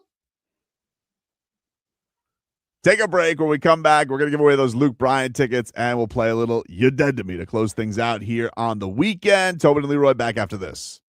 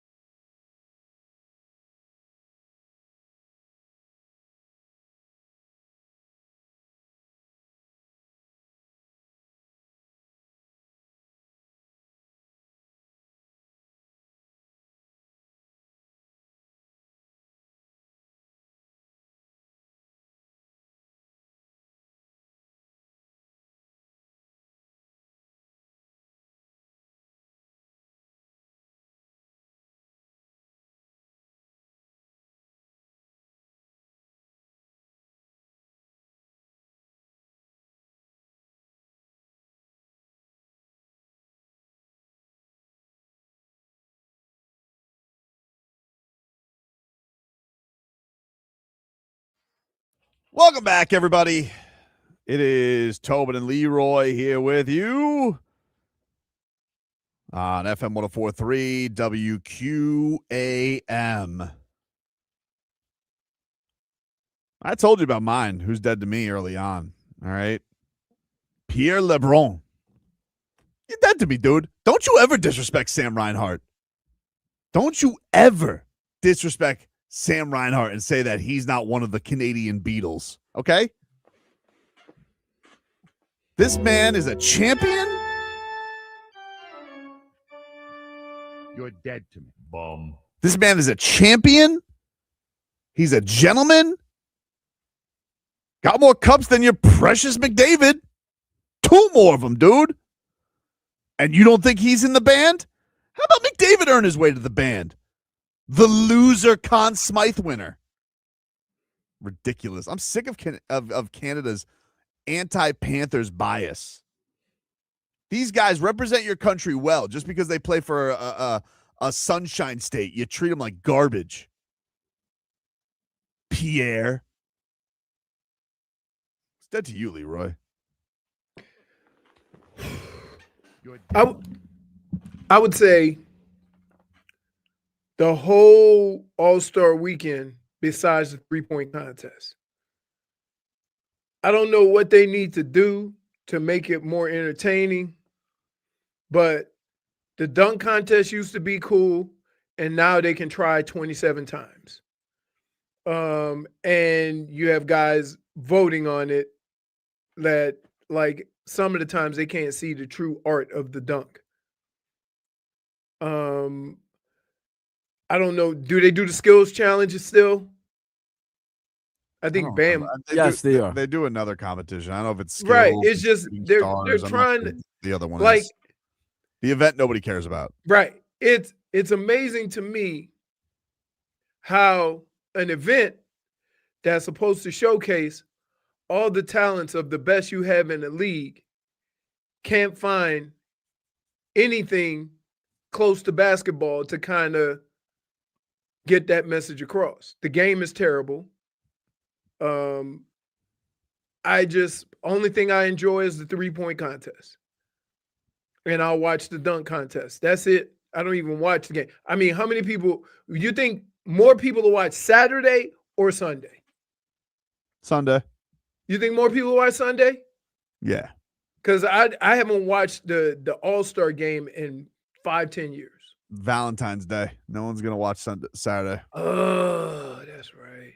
Hey, maybe you want to get your Valentine Luke Bryan tickets. Let's give it to caller number. What do you want to do, Jennifer? Caller number. I already got the 8. phone. You can't I haven't given the tickets away. They already started calling at That 1:40. doesn't matter. They knew You the can't time. do that. I'm sorry. All right. Never mind. I mean, like, Vlad just decided who the winner was. Not bad. Okay. Okay, that was. It's a Live That's Nation great. show. I mean, I hope whoever gets them. Vlad's just like, yeah, I'll make up the contest myself. I'll do it whenevs. Who's dead to you, Jennifer? Jeez. So the cold has, I think, officially gone away now, and I feel like we should stop killing the iguanas and putting them on pizza. Who's making pizza? There's people out here killing iguanas and eating them. I find it very disturbing. And I know people that eat iguanas, but they're disgusting. they're selling pizza with iguana on it. It's disturbing. It wasn't more disgusting than that iguana soup we saw when that was on the dartboard of doom. Oh, you're right. Yeah, no, disgusting. That's dead to me. I refuse to ever want to eat that. That's just gross. No. No judgment. If people like it, people like it. Obviously, they've found some Saying kind of it's dead to accounting that- me. That's just Yes. wrong in my eyes. Correct. Well, I mean, you said it's dead to you. So if you Yeah. feel like it should be, if you're saying it's dead to you, it's in everybody's eyes. No, it's fine. Vlad, who's dead to you? Well, he's still talking, so I'm gonna go ahead and say I Contest cannot ru- believe not- you guys. Not contest rules, apparently. You did say 140, right? I did. I saw it was 140. I was about to give the cue to call. You did We say were in the mid. We were in the middle of a bit. You're just like, yeah, I'll give you the tickets. Timeout. He said 140 throughout the whole show. Vlad, have I But given he out normally exact time says every it. single time? I've been around it. I was And getting to guess it. what? I was getting to it. We came back early. Listeners saw 140 and they called. And you couldn't say he's going to do it in a second. You did it right when he was saying it. But I didn't get it to pick a caller. You just gave it to Rando. Rando wins. Rando Rambo. Who's dead to me? That's what I'm asking. The NFL. Why?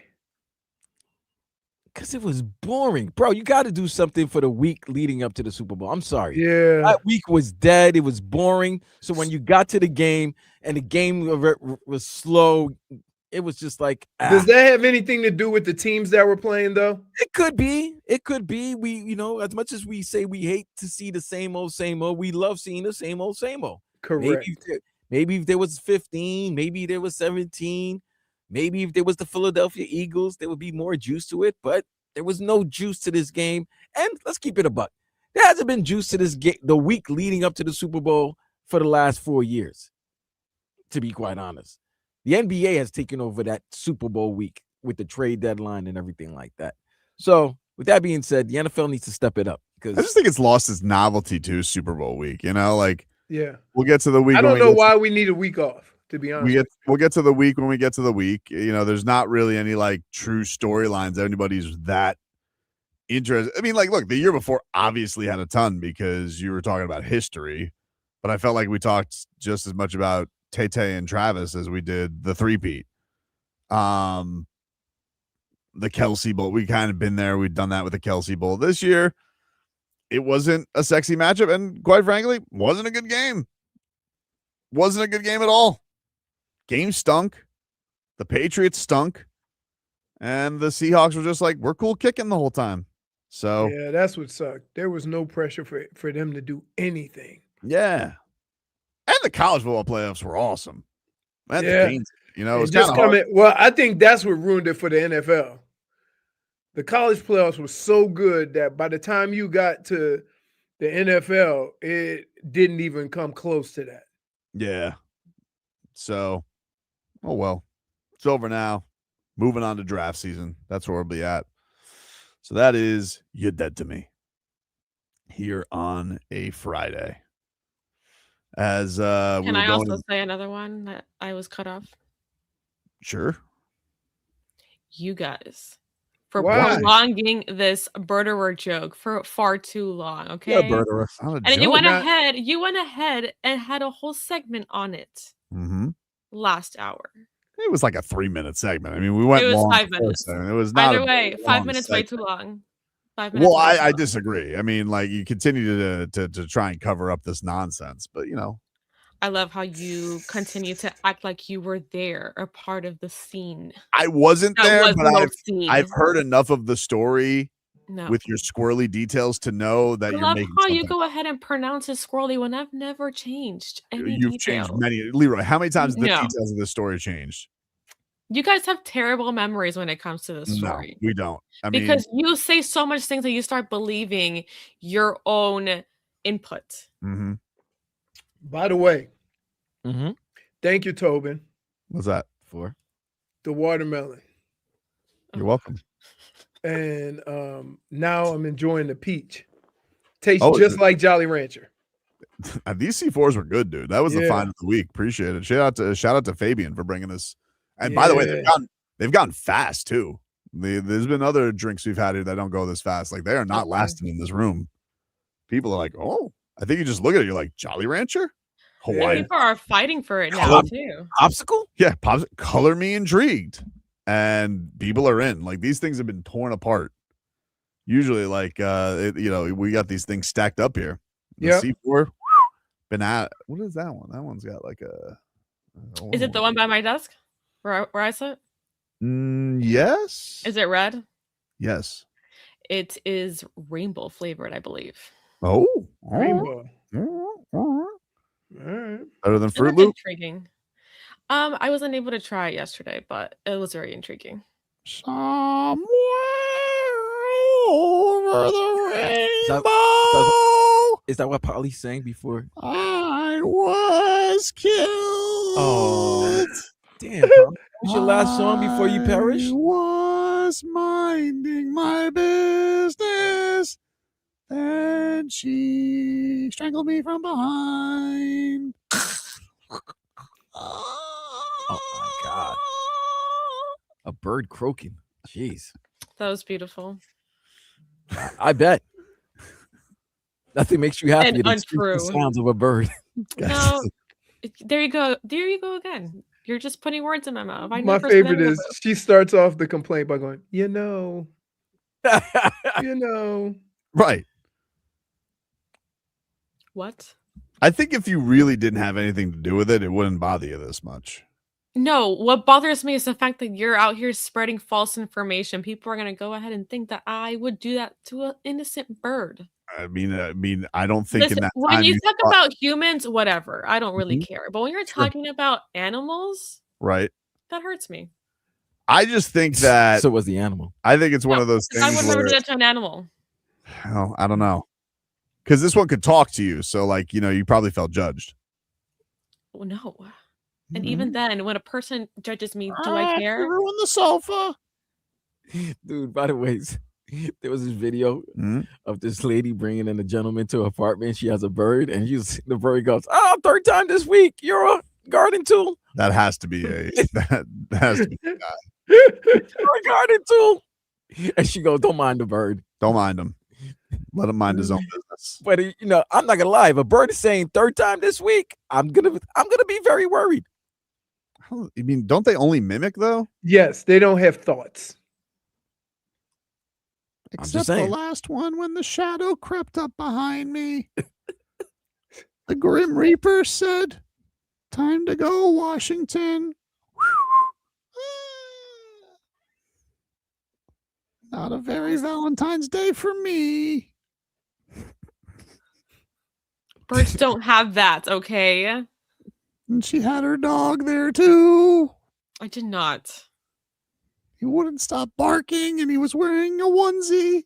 Oh my God. See, look, there you go. You're adding more to the story. That soon you're going to go ahead and believe yourself. Crazy. Sorry. No, you're not. I'm not sorry. I know. I'm happy. You know what? Point for you for being honest. You're not sorry. Jeez. I think you had something to do with it. There's just too much guilt that swarms over you when we bring I it really up. don't have any guilt because I did nothing. If you say so. Okay. I won't bring it up for the rest of the month. Liar. Well, you know what? You should go ahead and give it up for Lent.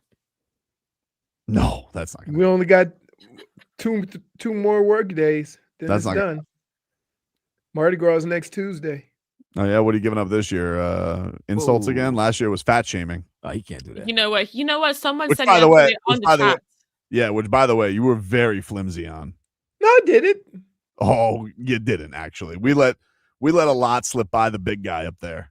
Wait, that was during the buckets and bets, right? Oh yeah. Oh yeah. Mm-hmm. Oh, Leroy, yeah. you could not survive that last week watching. You made fun of this one guy who he just wanted to be there. Just and living to- his life. Yeah, live his life. He's like, oh, you shouldn't wear that type of jersey. Oh, no. Someone said yesterday on the chat that he should give up ASMR on the microphone. I mean, let's So for Lent, no Eating while you're on air. Yeah, that's That's not a gonna great happen. one. How about no puzzles or 55-year-old luge? I can. from Wait. from I the can Olympics. do no snack time. You can't. You can. Yes, I eat can. on the break, just Bro, not on the microphone while dude, you're on. I can do it. You took 2 segments yesterday eating big jumbo peanuts M&Ms. So let me get this straight. You think for Lent? Well, you and my question is Mm-hmm. that Monday after Easter, Mm-hmm. y'all buy me lunch if I do it. Okay. Okay. So just so we're clear. I will not chew one morsel of food during a segment. Yeah, but you know what he'll do? He'll No, just no, go no, buy no, no, Lupe's. no. You can't do it at all. Yeah, no snack time during the show. During the Not show. going to get snacks. Oh, you're No saying snack. during No the show? going to I get was just coffee saying during on the during air. show, like while he No, was no, on no, air. We're talking I about- can't eat at all. No. Being professional is not something that you get to give But if up. if I'm in the kitchen eating, what does that have to do with the show? This is not a New Year's resolution. We I feel want like you you're to gonna see- lose me right Because by maybe- 10:30. Yeah, maybe if you can go 4 hours. Hey, wait a minute. You just glad that stink ain't on you because you chimed in real quick. No, Leroy, you won't because last until the 10:30. second you finish one segment, you're like, man, I'm hungry. Yeah, you don't But have why? to do it. Wait, no. We need the rules of this to be. I feel like if on air, simply eating on air is fair enough. Right. Listen, you pray on For it. us- Take it up with God. Whatever you and you No, let us know. that's what I'm saying. I won't chew one little morsel of food all of Lent during the show, on air.